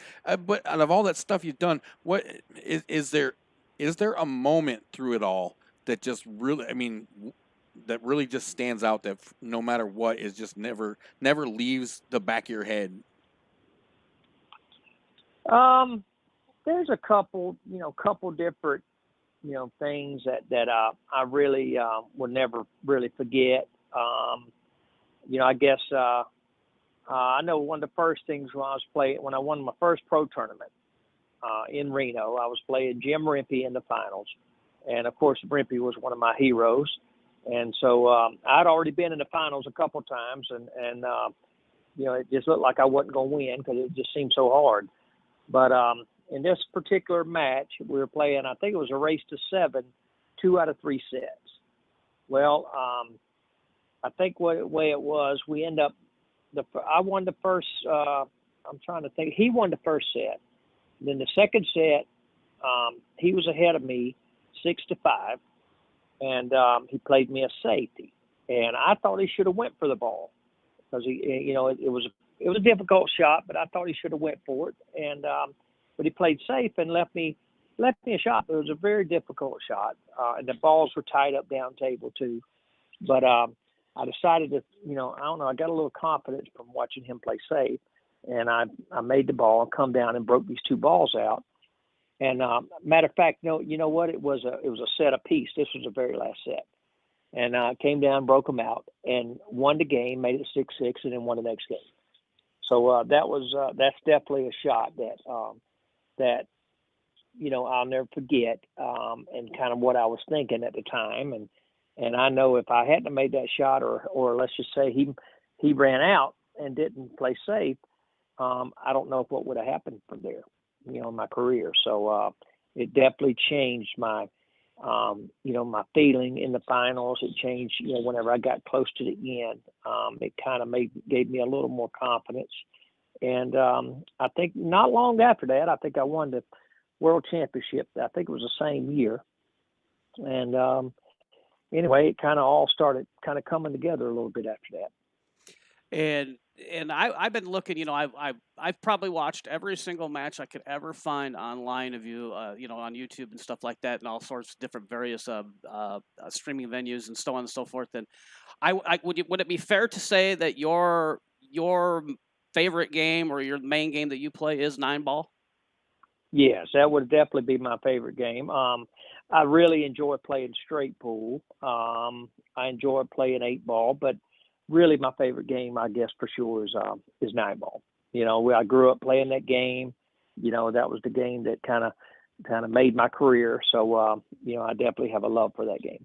Well, you definitely play it definitely play it pretty well from what I've seen, and I've actually I've gotten to see you play in person a couple of times over the years, but I think it's only been just once or twice. But I know that I have seen you play, and I guess a question that we also have to ask, that we ask everybody, is now I'm drawing a blank. Is what do you think?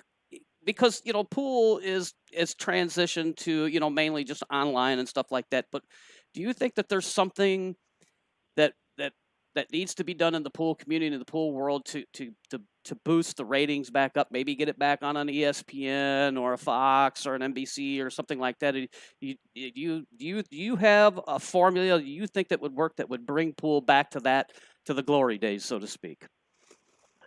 Well, I don't know if I have a formula or anything like that, but I do know that the game itself has changed. I think it's gotten more, I guess, lack of a better word, maybe more boring. I think with racking your own balls, guaranteeing a ball on the break, my opinion is that has made the game, that's definitely taken a lot of excitement out of the game. It's changed to where you don't see near as many hard breaks now, because if you're going to make that ball, you're not going to break near as hard because you want to control the balls. Correct. So I definitely think you don't see near as many safeties, because now with everybody setting the balls up, it's all a run out game now, and everything's going to be pretty easy. I just think it's, we've lost our way a little bit with that, and I'll always stand up for, to me, I don't know, I guess the way I look at it, maybe the way the game was designed. I don't think the game was designed to guarantee a ball on the break. I definitely don't believe that. Yeah. And as you can tell, we don't play much nine ball anymore either. And I think the reason is because of the rack and the magic rack and all the different kind of things that makes that corner ball and makes the balls go in so easy. We had to go to 10 ball because the game got too easy. And so I think if somehow we can make it where, because to me the most exciting shot of the game is the first one. The guy's breaking the balls hard and the ball's going everywhere. You might see a guy jump the table. You might see him scratch. You might see the nine on the break. You might see anything. And so it's to me it was it was a fun thing, and I think the way the break was, anybody could win the game. Even a weak breaker could get up and really perform the break well, but the game is never going to be the same. It's always going to be a different way to win the game. So I don't know. I think we kind of lost our way with that, and definitely to me, it's definitely more of a boring game to watch. And I'm a big fan of the game, and I don't really enjoy watching that myself. Yeah, and I have to agree to you. And I guess so. My question is, and because I've thought about this, and I've asked this question to many pool players: how do we put a nine ball rack up there and break and not guarantee a ball on the break every time? I don't know how you get away from that. Well, I think it's nothing wrong with a guy making a ball every time on the break, but not the same ball. Correct. That's the game that's the thing. And so really the ball that we have to watch out for is the wing ball. Correct. The ball on the corners. So whether it be, and I kind of applaud Matchroom, for a while, because I remember when it started getting a little bit that way. I remember them coming to me in the Moscone Cup and saying, "Hey, how could we stop the corner ball from being dead every time?" And I said, "Well, I really don't know. The only thing I know to do is maneuver the rack, maneuver it up or down, make it to where it changes the angle of the ball."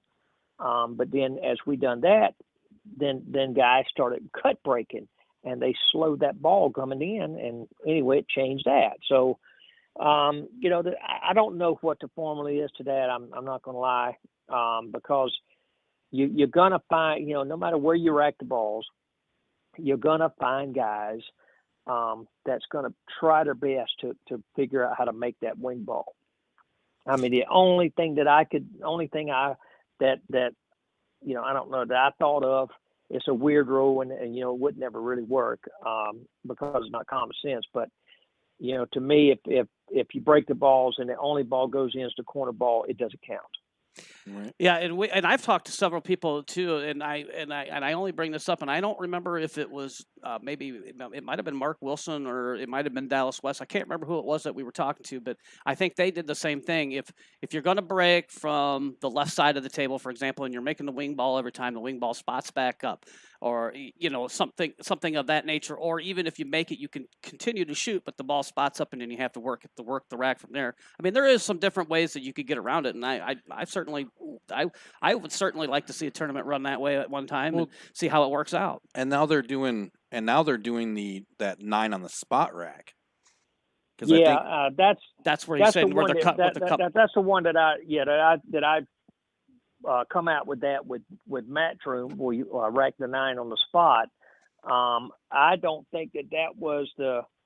I don't know. I don't know if that was the we went up but I think it might have been better if you rack the 9 down from the spot. Yeah, I think that would. I didn't think about that, but I mean, in order to do that, I think you would have to break the balls so hard in order to get the corner ball going in. At least we'd get back to where everybody breaks the balls so hard, and at least we do that. So I don't know. I'll be honest with you. I don't know what the formula would be. Well, there's just different ways to look at it, I suppose. And now that a lot of times you'll see, I've noticed on a lot of different tournaments they have the 3-point rule too, where you have to get, and that at least makes them break the balls harder, I suppose. Right, takes that soft. It does. It does.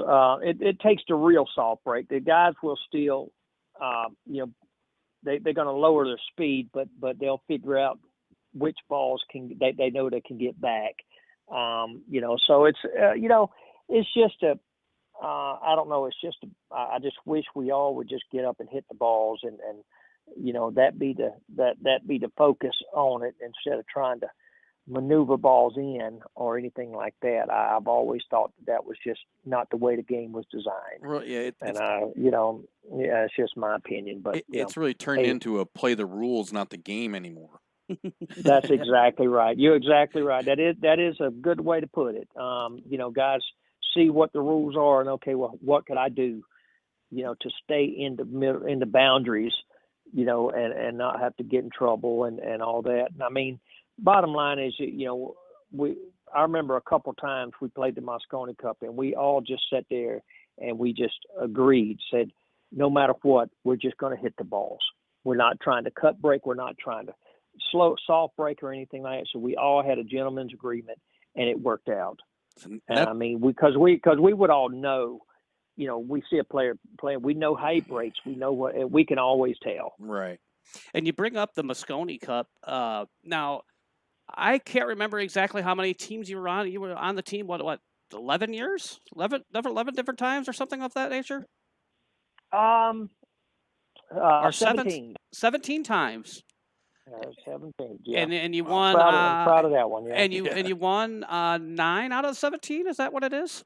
It seems like probably 9 or 10. Yeah. Yeah. Seems like we won a lot when I first started getting on. Yeah, we won a lot of years in a row. Of course, I went through a spell where we got our ass kicked a few times.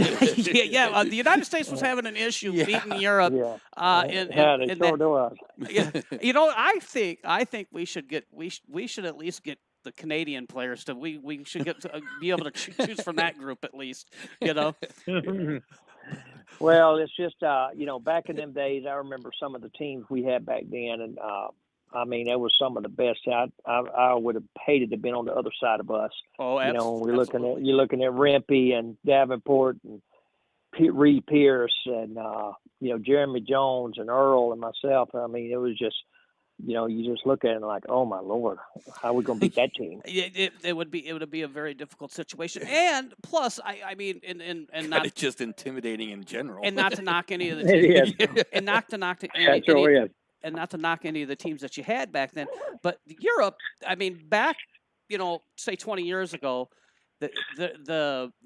their pool. I mean, there was a lot of good players out of the area, but I mean, they have really stepped up in the last 20 years or so. There's a lot more pool going on the other side of the pond per se. Well, I think what happened, what was, the way it is nowadays, is kind of how it was back then. Back then, we could put together 2 or 3 teams, and draw from them. We can just draw blindly out of a hat and put together a nice team. Sure. Whereas they had to, they were limited. They would have 2 or 3 good players, but then they had a couple that would, was not, shouldn't have been on the team. Sure. And that kind of was way we was here. The last few years I played on the team. I think we'd have 3 good solid players, and then the other 2 was just, it was hard for them, real hard for them. Yeah, absolutely. And I think, and I think the United States, obviously, we know we won the last 2 Moscone Cups in a row. I think it's been now. So I mean, we've made a little bit of a comeback. So finding our way. Yes, we have. It's definitely encouraging to Sure. see that. Sure. I still think that even this year, I don't know who's going to be on either team, but I'd have to say that Europe's going to put up a powerhouse. I guess he is. Well, I'm pretty sure Joshua Filler will be there. They've announced Shaw. And Jason Shaw, I'm sure Filler will be there. So, and I can't. How many people do you have on a team? Is it 7 total, or it's 5? 5 that's on right. each team. Yeah. 5 on each team.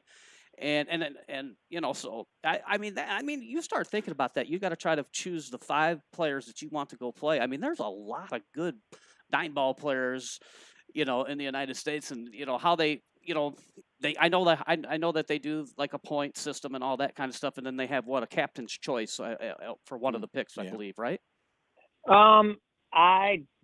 Seems like that'd be something like that. I don't know. I know Europe always had a different formula how theirs got picked as opposed to ours. So I'm not exactly sure. I've been out of the mix for a few years now, so I'm not exactly sure. Yeah, I think Europe, the way they do it now, or the way that they've done it in the last several years anyways, is that they actually put on a tournament or like a series of smaller tournaments or whatever, and it's like point based, and then they take the 5 top players, and that's how that works. I'm pretty sure that's how it works. Both sides actually, because I think, and I know, and obviously this year with everything going on, it's definitely a little different. It's making things a lot harder, which I think it's made why we haven't heard as much about it. So you mentioned that you've been kind of out of there a couple. So do you keep up much with the players that are playing nowadays? And if you do, who are some standouts to you now? Who are some of the people? Well, I definitely, I'm always going to be interested in following things and following who's playing and stuff like that. And of course, it's a lot easier on social media and all that. I don't know. I think. One that I kind of stands out to me is Skyler. I think Skyler is a good, solid player. He looks like his personality is going to be able to help him play good for a long time.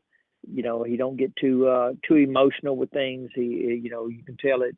He's the emotions don't take over with him near as much. So I think he plays a style of game that's reminds me a lot of the older players a little bit. So, I think his game will be able to, it'll improve. And I just think it'll be a game that will be able to last for a long time, I believe. Well, yeah, Sky definitely seems like he's got a kind of a loosey-goosey kind of attitude. It doesn't seem like much bothers him. And if I remember correctly, he just had a match with Earl Strickland not all that long ago where he gave him so many on a wire to race to 100 or something like that, wasn't it? It could have been, yeah. I definitely, I don't hold a lot of stock in the way that, when them guys are playing each other now, just because I know it all. It comes down with racking your own balls and comes down with, they're maneuvering this and maneuvering that. So I know that well, Earl's almost 60 on top of that, but I definitely know if back in the old days, Sky'd have his hands full playing Earl now. Oh yeah, no, there's no question about that. I mean, I've never, in all the years that I've been watching pool and stuff like that. I mean, I mean, Earl has his antics and stuff like that, and some people get a little, it rubs some people the wrong way. I mean, I think it's nice to have personality on the pool table, and people reacting to it. I don't think there's anything wrong with it as long as it's not disturbing the other player, or as long as it's not disrespectful in any kind of way. But it's not bad to have a little personality and stuff like that. But Earl back, 20 years ago, or even, I mean, Earl can still play a mean game of pool even to this day. Sure he can. And but I mean, when I watch a lot of his matches, like back in the right through all the '90s and early 2000s, I mean, you're not going to find anybody that can play any better. That's for sure. No, that's for sure. It's Earl's cut from the old cloth. It's all, you get up and you hit them hard and you see what you got and go with it. I don't know. It's guys like Earl and Nick and Buddy, and of course Buddy to me was always the one that I thought stood above everybody else, so, as far as them guys, they're always my heroes, watching them and it's great to see the personalities. We're definitely missing that. I mean, back in them days you had Keith, you had Jimmy Mattia, Earl, just to say a few. And I mean, everybody had their own little personality. Sure. So that's why you always had crowds in there that would watch different players because they could relate to them and they, and they were fun and entertaining to watch. I mean, I hate to say it, but I ain't got much interest to watch a lot of the guys nowadays. They just not much personality. They just, everything is break the ball soft and let's just go around and, it's the same thing over and over. And to me, I'm not very entertained with that. And, and so, I know Sky's got a little more personality. You got a couple guys, but the game is not letting the personality come out either. So, we're missing that. I definitely think we're missing that. Yeah, no, and not to keep talking about Earl, but I mean, I know people that would go when there would be a tournament that Earl was playing in somewhere close to around our area. There would be groups of people that would go just to root against the guy. You know Sure. what I'm saying? And that made it fun. That's what made it fun. Sure, that's exactly right. You got, just like, you hear stories of Tiger Woods, or you hear stories of Michael Jordan. Well, you definitely had haters out there that would go and just so they hope they lost, and they would watch them on TV so they lost. But the bottom line is, them people was paying the same as the people that was watching them for the good. I mean, so the thing is, you got them on both sides, and you're going to have haters like that, but they probably definitely respected them. Oh, absolutely. And absolutely. so, the same with Earl, you got a crowd coming in, but the bottom line is Earl's the ticket. Right. Earl was the entertainment, so he still is. Oh yeah. Today when he goes, people was going to watch him. Yep. You could if you put Earl Strickland's name on the docket, people are showing up to watch that guy play. They're coming no matter what. Yep, they're Yeah. coming because you're not only going to see good pool out of him. Right. You don't know what else. You don't know what else you might see, and that's what they show up for. And there's that's right. And there's I nothing agree wrong with that. So I have a question. It's kind of a two-parter, maybe more than a two-parter.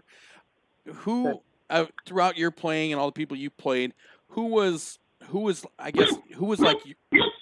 Hey, the dog. We got the dog on there. Sorry about that. That's okay. That's okay. We've had worse.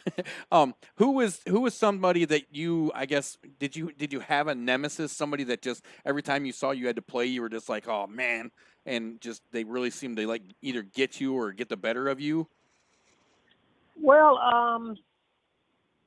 I don't know. Earl, the first few times I played Earl, of course he was hard to beat.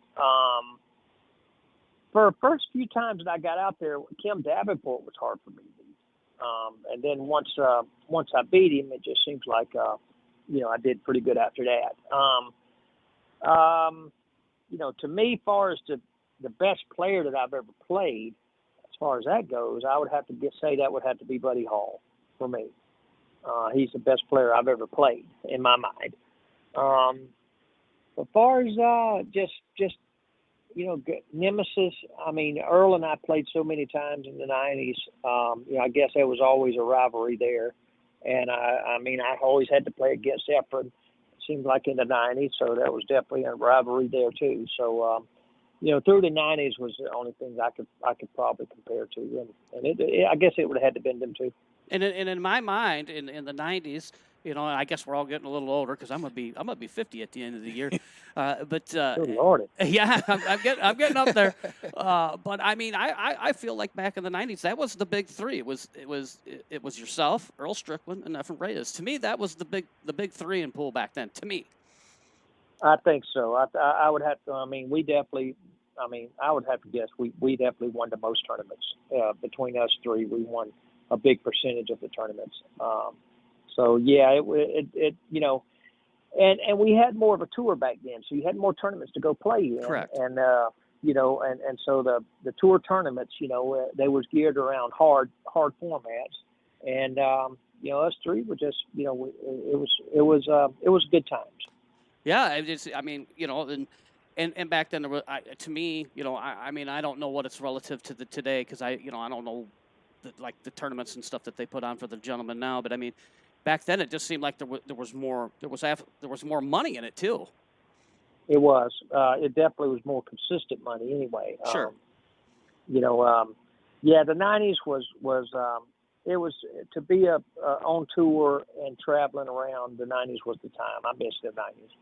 Yeah, and so I guess another question is, though, I mean, I don't, like I said, I don't know how much pool you are watching or that in the matter, but who do you think on the globe today is the best all around pool player out there?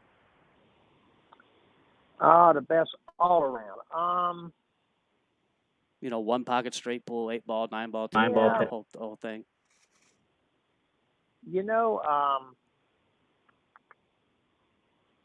My guess is probably somebody like maybe Okolo is probably close. Efren's past his prime. Sure. For sure. Guys like, Okolo, I think the best 9-ball player right now, or maybe rotation player, or at least the hardest probably to beat, my guess would probably be Filler right now. Yeah. I think Filler, he has that style of game and he's going to be very, very difficult to beat for a lot of years, I believe. And if you talk about personality, Filler definitely has, he's got personality, and I mean, I know, does.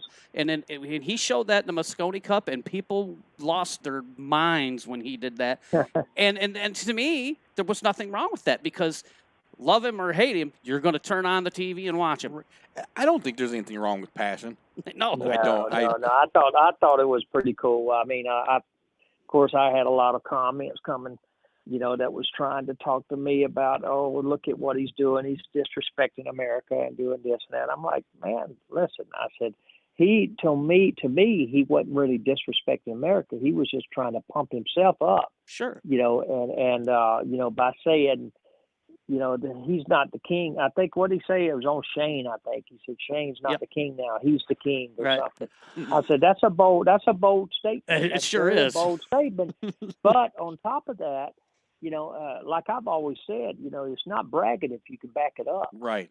And he can back it up. I've always kind of said that, and now that's a little bold for me. For me, I don't think I could have went out and said something like that. But I'm saying, as far as that goes, when you're in the heat of the moment like that, like at the Moscone Cup, your emotions is so high, and everything is magnified so much. So you will say and do things that you normally would never do. And I know I noticed myself. It happened with me many times when I was there. Yeah, we talked to Allison Fisher a couple of weeks back, and we're talking about team events and we're talking about team stuff, and I think her approach to this whole thing about pool and getting pool, maybe more elevated, more recognizable to the average person, is team events. She thought that by putting stuff together, such as like the Moscone Cup, but having teams like, for example, if you're from Georgia, you have a team out. There's all 50 states has a certain team, and then you put together a big league where you're, professionals, where you're traveling around and playing big team against big team. Illinois versus Iowa, example, or this, that, whatever. Sure. And I don't think that would be too bad of an idea either. I think she's 100% on the mark. I think that's what I've said for years. I mean, I was a spokesman for bonus ball back years ago, and that was the concept they had, and I thought it really could work, and I believe it could still work. I think they tried to go too fast, too quick, but I definitely think that could work. And I've got a couple of things in the fire. I hope that, and if it comes off, that's definitely what I'm gonna be shooting at too. Yeah, and we'll keep a close eye on that too, because anything that you put out there or stuff like that, we'll definitely share it to our pages and stuff like that, because that's what we're here for. We're doing our best from our little spot here in Rock Falls, Illinois. We're trying to promote pool the best that we can and get and raise awareness to what everybody's got going on. And I know there's people that have different ideas or this, that, whatever, but one of them I hope catches fire here, and something's definitely got to work and boost the game of pool up some. I have a question here from one of our viewers for you, actually, James Brashaw. He asks if you remember the bar rag tournament in Clinton, Iowa, run by Ray Fredrickson. I can't say that comes to mind. Not to say it didn't happen, but I just I'm not sure what a rags tournament is. Bar rag, I think he's meaning bar table. Oh, okay. That's what he's meaning. I think so. But yeah, I mean, as far as the town name and run by the promoter, that don't sound familiar to me. Well, I'm sure you've been to thousands and thousands of pool tournaments. It's probably hard to keep track. I'm trying to remember. I did it at the beginning of the week, so yeah. Let's start with today first. Yeah, let's start with what happened this morning, and then we'll work outwards. So what are you doing now? I mean, to kind of keep. I mean, you say you're not shooting a lot, which I'm assuming means you are shooting some. But so what else are you doing besides brewing ideas to keep the sport going and stuff like that? Well, I'm definitely still moving on the idea to open up a room this year. We're getting closer and closer to COVID. Slowed us down big time, but we're getting closer and closer, and I really believe that I'll have one open here outside of Atlanta before the year's out. So that's a big thing right now. Really just like anybody else, ain't really much to work on right now with this all the pandemic and everything going on. So besides the game of pool, I believe somebody told me, and I think I might have even read this somewhere, you like to play a little golf now and then? Yes, I did play. I used to play a lot, but I definitely don't play as much anymore, but I still enjoy going out every so often. I do enjoy that. Yeah. Yeah, I went out. I went out, and for the first time in 10 years, I didn't go out and even hit any balls on the driving range. I didn't putt a ball. I threw a ball down the first tee, played everything by the rules, and I shot a poor 94. It was just terrible. That's not that. That ain't that bad when I used to be able to shoot, from 75 to 80. I was always about right in there all the time, and so, but it was fun. But I just, I got starting to play pool, and I had other things that I was doing in life, and the golf was just way more expensive to play in pool, and I really enjoyed pool, and you can play that all year round. So that's kind of where my addiction went. Yeah, no matter the weather. I understand that. Yeah, I understand that. Yeah. So if you here you go. If you could put together a match between yourself and someone playing your game, as you were talking about, playing it, like they did back in the day when they played pool and they hit the balls. Is there somebody that you may have never got to play back then, or maybe somebody that's playing now, somebody that you think you'd really like to just match up with, somebody you'd love to just, you know what, hey, let's go. I want to show you what's up. That's a good question. I would definitely have liked to play Shane, when we both in our prime, and not with the salt breaks or none of that stuff. But I'd like to play Shane. Yeah, I would have. Definitely a good matchup there. I mean, you could still play with Shane. I mean, you could still do it. Oh yeah. I mean, I could still compete for a limited amount of time. I could still compete. The stamina part's what gets me now. But yeah, I can still compete a little bit. Well, we can work the details out. All right, Shane, you're called out right now. Right. Mandatory sit down lunch breaks every. Well, now that you bring up Shane's name, and I mean, we were talking about Filler earlier. I know that there's they've been working on trying to get them two together and play a race to 110 ball, and I don't. Nobody's worked out the details yet, but that's a good. I would like to see that Sky match. And I would too. Sky and we were just talking about him. I can't remember his name. Colo. Oh, yeah. Colo, yeah, they're getting ready. Aren't they? Are they playing 10 ball? I think they're playing 10 ball, I believe, and they're playing. I think I've seen something on it. It's in a couple weeks, I believe. Yeah. Yep, and they're racing to 100. Yep.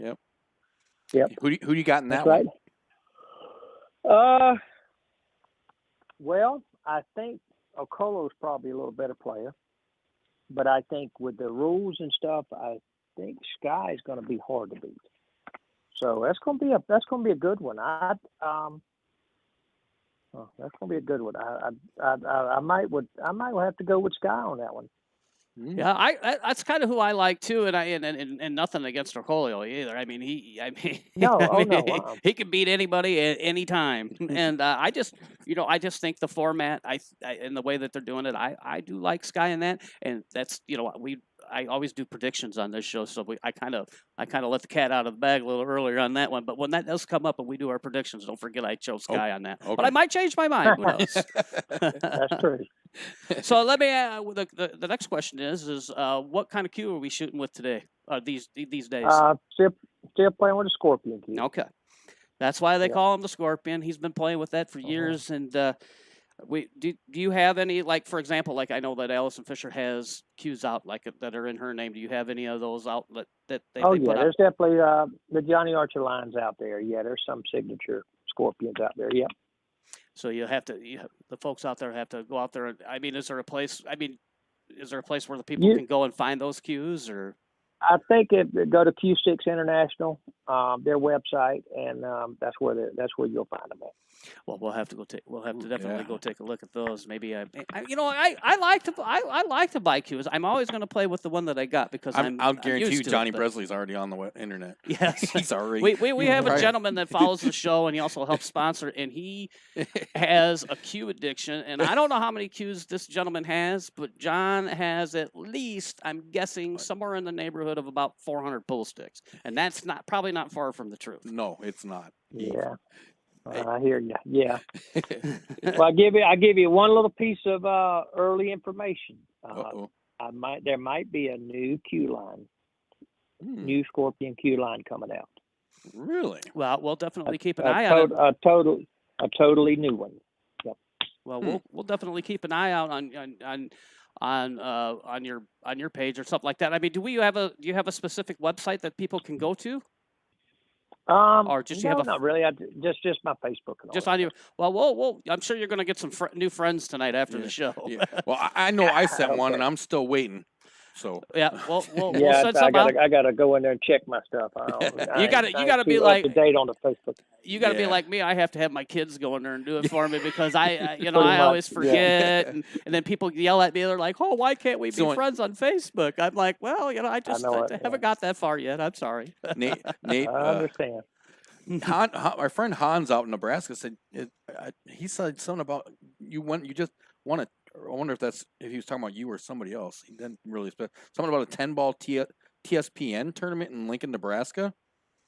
Oh yes, I did win that. Yeah, that was a good. We just had it out there last week. Yeah, it was a one day. Was it 1 day? 1 day tournament, I think. Yeah, and I played well. there. Well, if you won, you did pretty good. Yeah, I would hope that you played good. Yeah. Yeah. So I know we don't want to keep you too long, but so I have No. This is kind of a strange question, but we asked this of Allison, kind of caught her off guard because we knew she'd been asked so many questions, and we were trying to find something that she hadn't been asked, and it turned out to be such a great question. Now I think I'm going to have to ask everybody. But is there something that you're just not very good at? That's a good one. Yeah, I don't know if I've gotten that one. That was a good one. Yeah, I like that. Not very good at. I better think about that one. Well, some I know that's a political question too. So yeah. Well, I mean, we'll try to keep it clean, but something that you like to do that you're just no good at, but you wish you could like it's for example, when we sit and watch you play pool, we're like, man, we wish we could do something like that. And so, is there something that a hobby, a little sport, or this, that, whatever, something that you do that you wish you could just you watch other people do, and you're amazed at what they can do with it, and you just throw your arms up in the air and just think, this is frustrating. I'm not very good at any board games.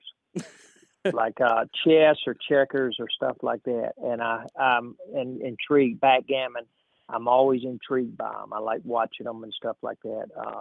And so I guess that'd be something if I was good at them things like that, which I don't really play them, but yeah, I guess that'd be okay. That's the best answer I can come up with. Right. No, that's actually a good one because you bring that up because I watch a lot of pool players, and a lot of pool players like to play chess and backgammon and stuff like that. They like to do that stuff. Yeah. So you got some cool news on possibly a new Scorpion line. We can check out the ones that you got, some signature series you said at Q Sticks International. And we'll be watching out for the room. Hopefully you said you get open pretty soon. That'd be cool. Yep. And you said that's going to be over by Atlanta, right? Yes, it should be, about 20 minutes from Atlanta. I think it's going to be in Peachtree Corners, I think is what it's called. It's close to Dunwoody and Roswell, stuff like that. Yeah. Atlanta is outside of Atlanta. Will this be a pool room that you're going to open up just all by yourself? You're going to have somebody else involved with you? I have a part. Yeah, I have a partner, and we're going to call it Archer's Place. So it'll be a good one. Yeah. Well, yeah, I might have to take the trip. Well, as long as you serve food, Hollywood. Yeah. If they serve good food, I'm gonna come down. And Johnny, we're glad that we've had you on the show tonight. And if you can, maybe we can in the future we can touch base with you. Maybe once you get your room open and stuff like that, we can give you another call. Maybe here, by this time next year, maybe the room will be open. You'll have the new line out. We'll have some other questions for you. Sounds good. I look forward to it. Yeah, we really appreciate talking to you. I'm just glad you took the time, and wish you luck with the room and everything you got going on, and do hope we get to talk to you again soon. Really appreciate that. Make sure you go over and accept my friend's invite so I can ask you some more cool questions. And also let Earl know that we want to talk to him too. You tell Earl. We've been bugging the heck out of him, and everybody wants to. We had a list. It was Johnny Archer, Earl Strickland, and a couple other people, and we were like, okay, we're getting them. And so we got you. So now we just got to I'll pass the message along. That's all I can do. I'll pass the message along. Tell him we really want to know what he's not good at. Yeah, right. Oh God. Yeah. I'd like to hear him answer that question. Yeah, we'll ask him. That'll be the third question we ask him. We'll get it right off the bat. Just keep him all wired about it. Johnny, it's been great talking to you. You have a great weekend, man. And again, thank you very much. Not a problem, man. You guys take it easy, man. Y'all have a good night. Yeah, thank you, sir. Bye. Okay, bye. Well, that was awesome. Johnny Archer. That was Johnny Archer, everybody.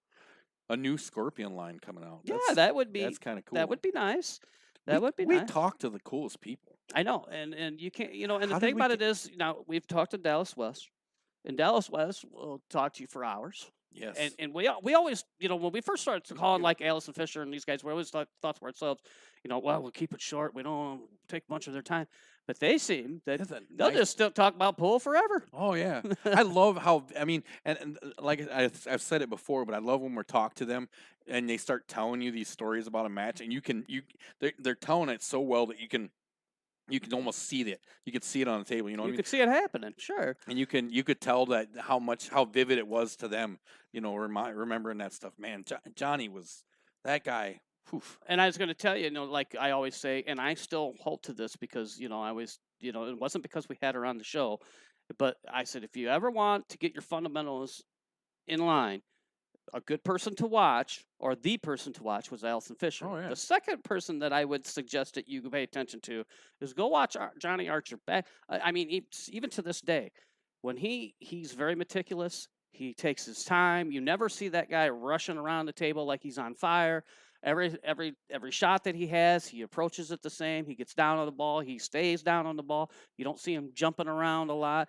So very, very great fundamentals with Johnny Archer. So if you got young ones out there, then you want them to emulate somebody as far as it goes for the way that they play on the pool table.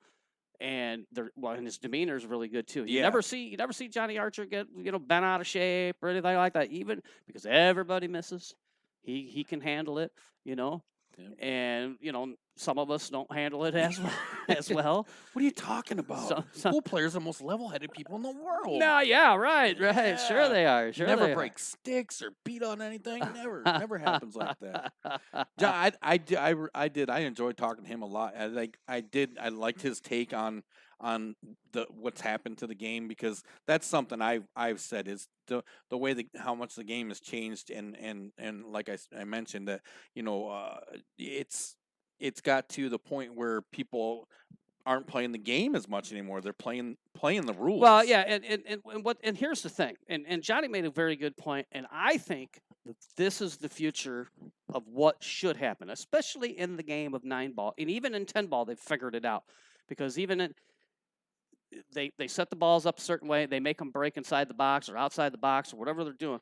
So the pool players figure out how they can hit the ball, make one ball. What they should do from here on out, this is just my opinion. You have the 3-point rule. Make them get balls up above the table. Make that happen. That's big. You either pocket a ball. You can pocket 2 balls and then 1 passes the head string, or you pocket 1 ball, 2 pass the head string, whatever. But like in 10-ball, a lot of times they're making the second ball over in the side pocket, or in the 9-ball, they're always making the wing ball. Make them spot it up. Make them spot that ball. Make them spot that. They can keep shooting, but make them spot it up. I think that's the only way you're ever going to get around it, because pool players will figure out. I don't care if you put the rack, in the middle of the table, over the middle of the table, or by the side pocket, or put them all down on the rail. They'll figure out a way to break it and make a certain ball. Right. Every single time. It's just how it happens. And I agree. If there's one thing that I don't like about pool today, you'll watch them, especially if they're using a magic rack or whatever they're some type of a template rack, and they'll put it up there, and they're professionals. This is what they do every day. So they'll go home, like a Corey Deuel, for example. I mean, Corey Deuel's notorious for and nothing that's not a knock against him. But his biggest thing is he'll go out on the table and he'll figure out a way to slow break it or do something funny with the break to his advantage. And to me, that's not what the game's about. The game's about put the cue ball down, hit them, scatter the balls out, and let's see who can shoot and go from there. I think Johnny might have made up our next shirt. Just hit the balls. Hit the balls. Just hit the balls, man. And another thing too is, and I know I'm probably going to get some slack when I say this, because trust me, I use it all the time, and it's gotten me out of many troubles. I think, at least on the professional level, they should take the jump cues away from them. That's what I think. Now, there's a lot of jump cue companies out there. They're going to want to choke me for saying that. No, every single person in Australia is going to send you. Yes, I know. I got someone. You were just asking for. I got them hating me over in the Quad Cities. No, you got every. But anyways, I mean, in all reality, if you look at the professional game, I mean, a guy will break, make a ball, push to a jump shot, and then jump and make it. Well, in all reality, up until the last several years in pool, I mean, it's probably probably 20 years or whatever. I mean, you could to jump a ball is fine, right? With your playing cue, if you can do that, then that's fine. But breaking down a break stick or having a jump cue, this, that, whatever. To me, I don't think that the game was never designed for that. I promise you, when they were playing the game back in the day, in the 40s, 50s, 60s, 70s, whatever, jump cue they never even thought of that. We never asked Alice about that, did we? I don't think we talked to Allison about it. No, but I mean, Dallas. And I'm sure he would probably agree with me that he doesn't like the jump cues either, because there's a diamond system on the table for a reason. Right. And the reason is to learn how to get the cue ball around to certain spots of the table, hit it at different speeds, this, that, whatever. But I know that it's not going to happen. That's never going to happen in today's game. They're not going to take the jump sticks away from them, because, let's be honest, I mean, it's money. It's money. It's money. And it's that excitement factor. Right. So I understand that. Or at least if in the game, what they should do is if, for example, if you hook yourself, say you're shooting along in a 9-ball game and you hit a ball bad, but you still pocket the ball, whatever, and you hit it bad and you hook yourself beside something. To me, you shouldn't be able to jump, or 1 jump per game, or something of that see nature. that, yeah. I mean, yeah. I think that stuff like that is definitely going to help. It's just my opinion. It's just my opinion, because I Tables. think it's much more exciting to see somebody go 3 rails to try to hit a ball than Well, it is and- to easily just jump over a ball. Fridley makes a point. Tables were bigger, Yeah. so it was different. Jeremiah just posted something about a donation for tomorrow about shirts, and then the comment disappeared. So Jeremiah, if you're watching, I don't know what happened to it. Oh, There it is. He says he has 7 Pigeon Coop shirts to donate for tomorrow. 5 extra large, 1 large, 1 3X. I'm supposed to tell you to bring the 2 that you have. Yeah, There's one. I see one over there. Yeah, we got some Pitch Coot shirts made, and we're gonna some TNT shirts are gonna be coming soon. I got TNT hats. We got TNT hats. They're out in the car right now. Yes, well, they, Yeah, beautiful hats. I probably should turn my head that way so he's in. Yeah, he's showing it to the door. I shot the store. Yeah, but so I mean, yeah, and well, to talk about tomorrow, and like I said, I try to keep my personal business off the show. I don't try to talk about it too much. I don't try to, I don't need anybody. I mean, I don't need anybody feeling sorry for me or this, that, and other. But on the other hand, I do appreciate it, because times are rough around here for me. Financially, it's been a rough go, but even physically, we won't give you any of that fight night money. Right, physically, yeah, we're making so much money on that. I mean, physically and mentally, it's been tough for me too, and to have the pool community come together, and guys like yourself putting all the time and effort in, and Kaylee down there, and Dustin, and everybody else that's throwing in, and John that's pitching in for the cues, and everybody that's throwing some extra money around. It truly means something to me, and it's hard to explain. And tomorrow I'll probably have to do this whole speech again with everybody there, but I mean, it's really, really nice that what everybody has done for me and the way they have come together. And because I can tell you this, it's not only been rough on me, it's been rough on my family for the financial from a financial point. Oh well, and from a mental point too. Nobody they like you and stuff. Yeah, people kind of some people like some me. people. Well, yeah, let's clarify that a little bit. There's a few. I got some people out there that I don't know what I did to them, but hey, haven't even been there, and the whole Australia hates him. Yeah, Australia they're just do not like it. No, they send me pages of FU messages basically, because I don't know what I'm talking about. But and maybe I don't, but you sound good. Right. Yeah, I don't know. I don't even know about that. But like I said, and we'll get off of this subject, but yeah, the show up tomorrow by 11, get signed up, 11:45, we're going to be breaking sharp at 12 o'clock. So for me, if you want to do me an extra favor, pool players, make sure you show up on time so we can get this show on the road on time. So it's not total chaos. Everybody wants to get it done, which means we have to start on time. Correct, and that's only going to help Chris and all their crew down there, because we don't want to be sitting there with 3 or 4 matches to go and it's closing time. Right. Nobody wants to leave a tournament unfinished, and nobody wants to make the drive 2 days in a row if they don't have to. So, and I think it's gonna be a great time. We're gonna have a lot of fun. It's gonna be, Chris brought in some tables. There's gonna be what, 6? There's gonna be 6 tables there, and the 4 tables and I know I seen the comment from Mike, and I'm hoping Mike, I hope that the tables didn't play the greatest last time we were down there. I mean, and that happens. It just it is what it is. But the 4 pool tables that they brought in, brand new. This is coming from Steve Oder. He was our reporter down in Princeton today. He told me that the tables were brand new, felted, and the whole 9 yards, and get them nice, all leveled up. So I'm sure they're going to play like $1 million, and we're going to go have some fun, raise a little money for me. Thank you. Yep. And I hope that everybody has a good time. And everybody's playing for second because Hollywood's playing. Well, I mean, I like my team. Now, more for me, he wanted to talk to us, but he asked us for the phone number, and I think we forgot to tell him. He's asked for the phone number to call in, but. Oh, well, yeah. I mean, I'm 30% sure that we'll be in the finals competing for first place. But maybe we will, maybe we won't. But either way, I'm going to commentate. I know that he's going to be doing some commentary. I'm going to be bringing some people in to sit down. I'm going to attempt to play. Yeah, and who's your partner? Baxter. You got Baxter. Baxter, I like Baxter's game. I do. Yeah. And he's sneaky good. I mean, he'll creep up on you. You don't hear a lot out of the guy, but he likes to drink too, by the way. Oh yeah, he's pretty good at that too. he can put him down. And his game. Well, not to get off on anything, but I mean, his game has got really good. I mean, he got that table at the house. You can tell he's been playing and stuff like that. So, anyways, we got that going on tomorrow, and the Pigeon Coop tournament. Oh, yes, we moved into the we moved in. Did we hear anything about that yet?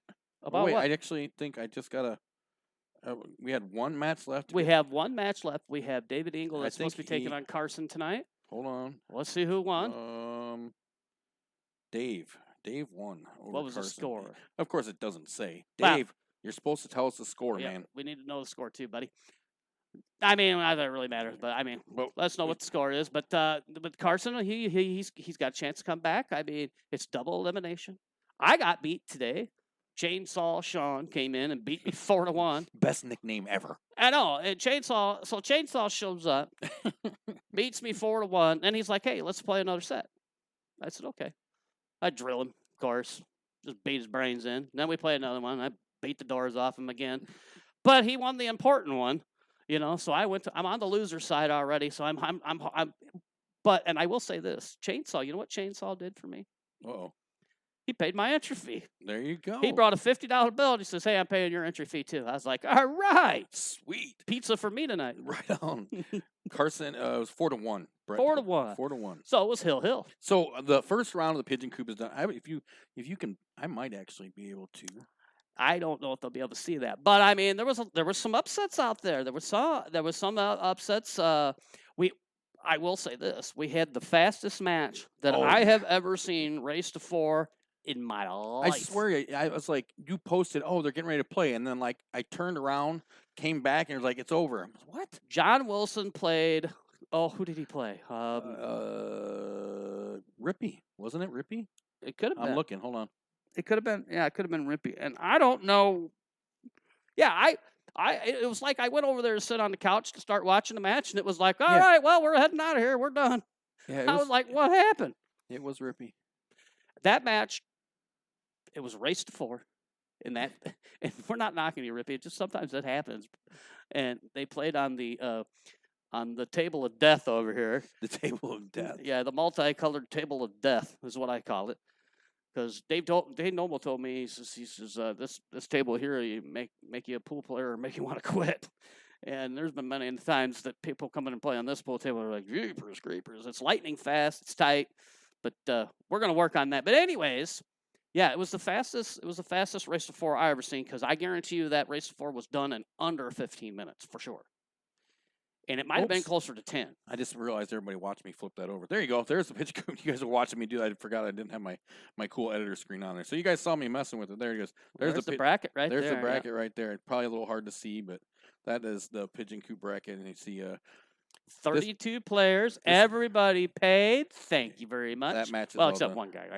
I got to track one guy down, but we'll send the goons out for him. Yeah, we'll send the goons out for him. Yeah, but so everybody's, and I appreciate that, and a lot of people. So so people don't say, "Well, I know nobody ever pitches in or does this."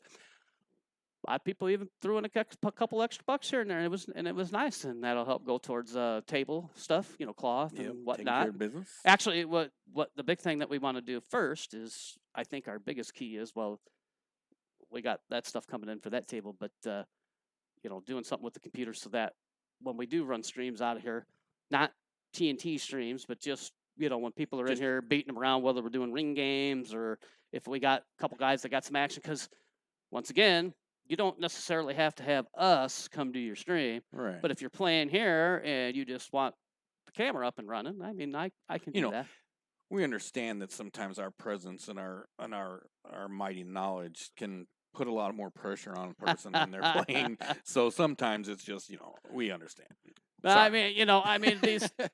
And plus, I know these tables are below other people's standards, but most people don't mind playing on them, and we're going to do the best we can. And believe me, if I could afford top-notch diamond tables, that's what would be sitting in here. But I've said this once, and I've said it a million times. The budget around here just doesn't warrant diamond tables now. You get what the budget allows. Not to mention, if you go to pay somebody to come in and recover a diamond table, it's not cheap. No.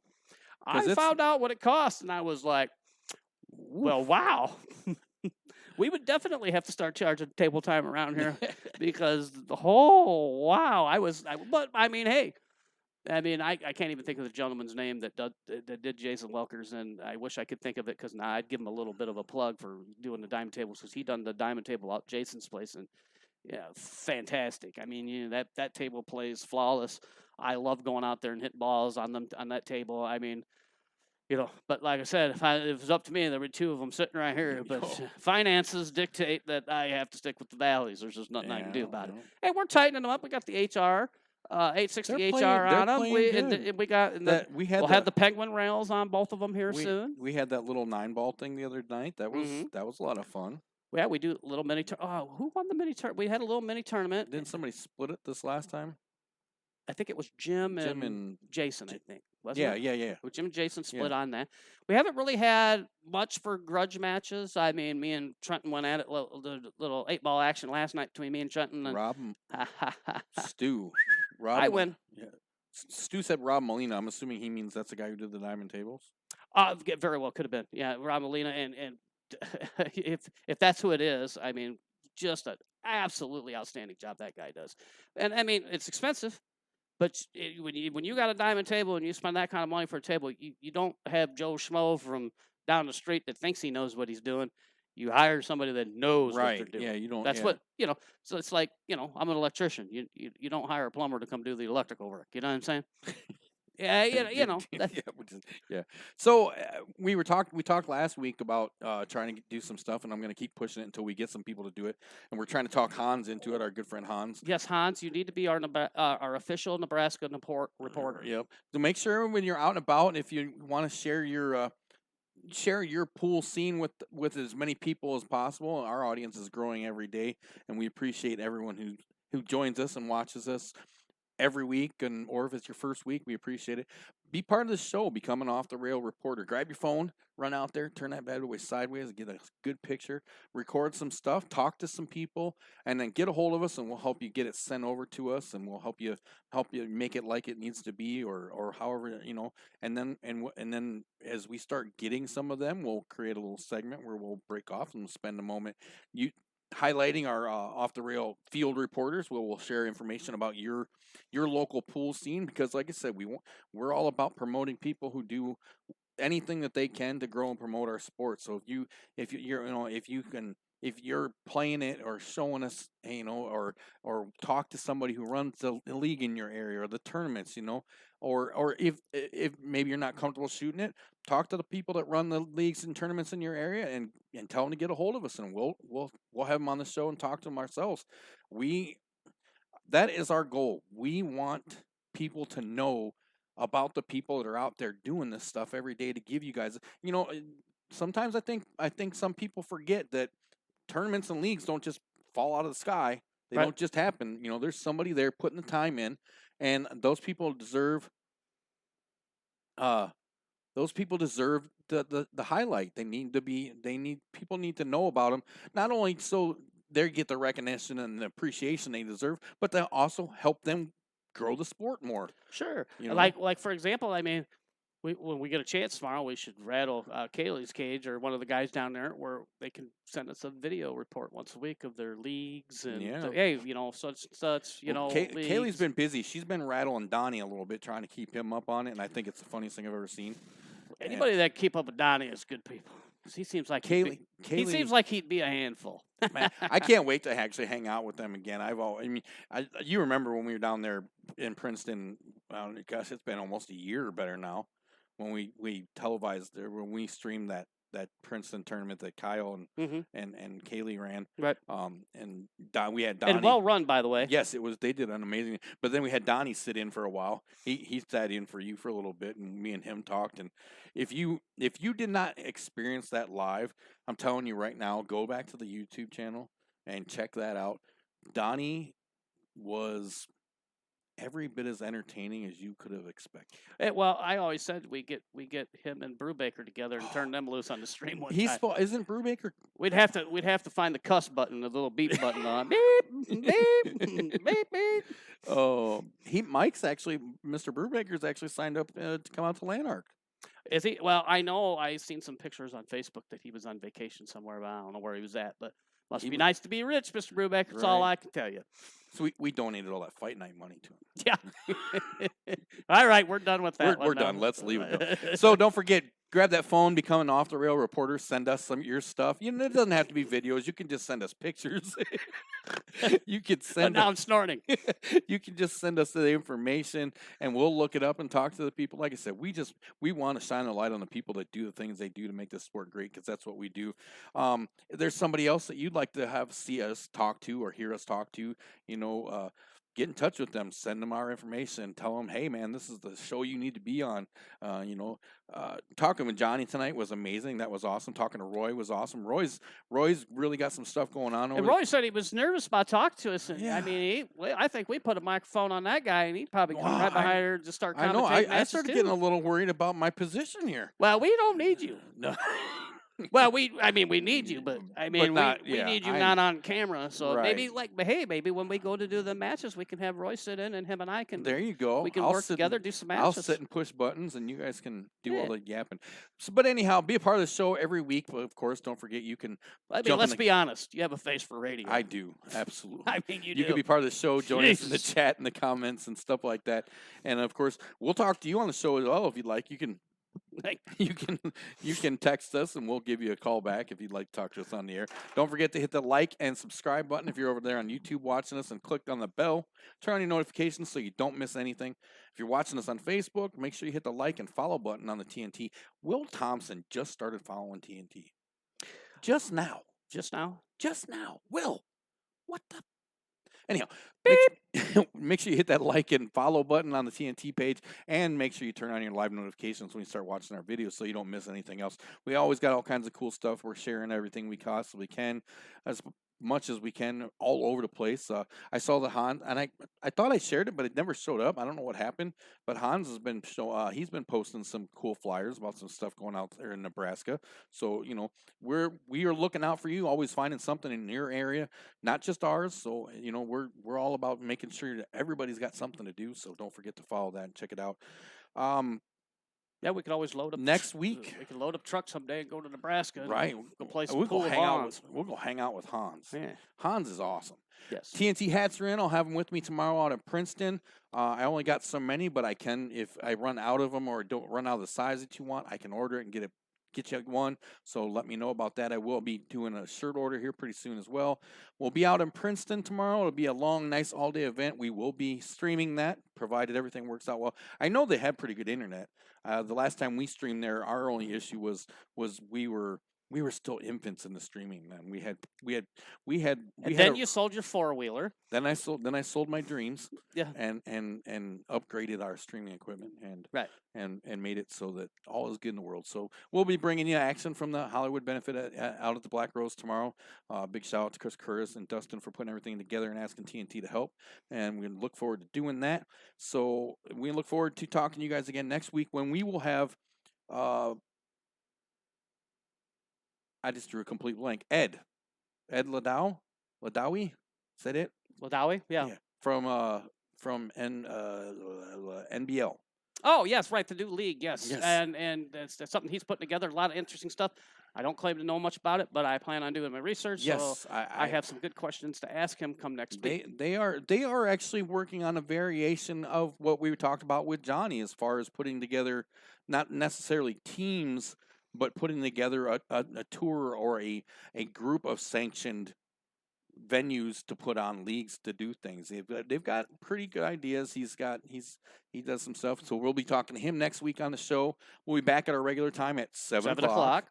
So, and we'll be talking to him just a little after 7 o'clock. So, make sure you hang out with us next week. And hope if you got time, swing by at Princeton and see us. Otherwise, Yeah, if you even if you ain't gonna play pool, Yes. stop by, grab something, Yeah. grab some dinner. You're gonna watch some good pool going on. It's gonna be a Yeah. lot of fun. And Chris has done such an amazing job with that place. It's beautiful. Oh yeah, it's It's nice a setup. beautiful place. So, I've been Bud. That's been Hollywood. That's been Off the Rail. We had a great time tonight. Big thanks to Roy for hanging out with us, and big thanks to Mr. Archer for hanging out and talking to us. Dropped us a little ahead of the news about the possible new Scorpion line and Yeah. his new hall that's going to be He open. dropped it right here Right on here. TNT first. You heard it first, right on here. Off the Rail. Yes. And he's going to goat Earl. Let's hope so, because we And want to get Earl on the Yeah. show. We've had a campaign to get him. Yes, we Just haven't got him on the keep show that yet. up. If you haven't yet, go find Earl on Facebook. Send him friend requests. Send him messages. Tell him, I want to see you on the TNT show. Johnny Archer said you should do it. Yeah. That's what you need to tell him, because we want to talk to Earl. Because man, would that not be the most? That would be a pretty epic one. It would be fun. Like I said, I'd like to get Sky. I just like messaged to get Sky. Earl. Sky, we talked about you quite a bit today. Yeah. Quite a bit. We'd love to get you on and talk to you about your match coming up. And I'm picking you over Dennis so Yes, far. So there we far. go. So so there, far. we're doing all the right things. Come hang out and talk to us, man. All right, so we're gonna get out of here. Have a great weekend. Lots of pool to be shot. Check out the TNT page. Twisted Rose, Princeton. I mean, it's all over the place. So if you're not shooting pool, it's because you're lazy. Have a great night. We'll see you guys next week. We're going to leave you with a little information about how you can set up your fight night. And we'll see you next week. Get a hold of us. Check us out on Facebook and all those other cool places. Have a great night. See you later, buddy. See you later.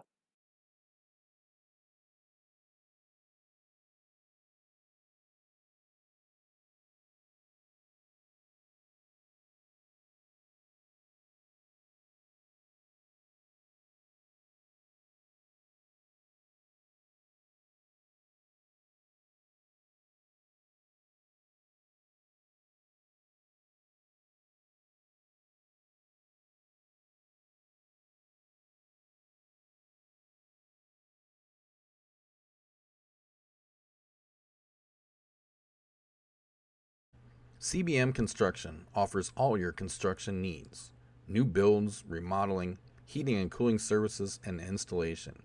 Give them a call today, 815-716-6727. CBM is licensed, bonded, and insured to provide the ease of mind you're looking for. From start to finish, CBM is professional and friendly as they bring your dreams to life. Bill builds it best. Check them out on Facebook for more pictures of their amazing work. Looking for a getaway retreat? Wanting to live off the grid? We can help you with any of your wants and needs. Custom-built tiny homes for you.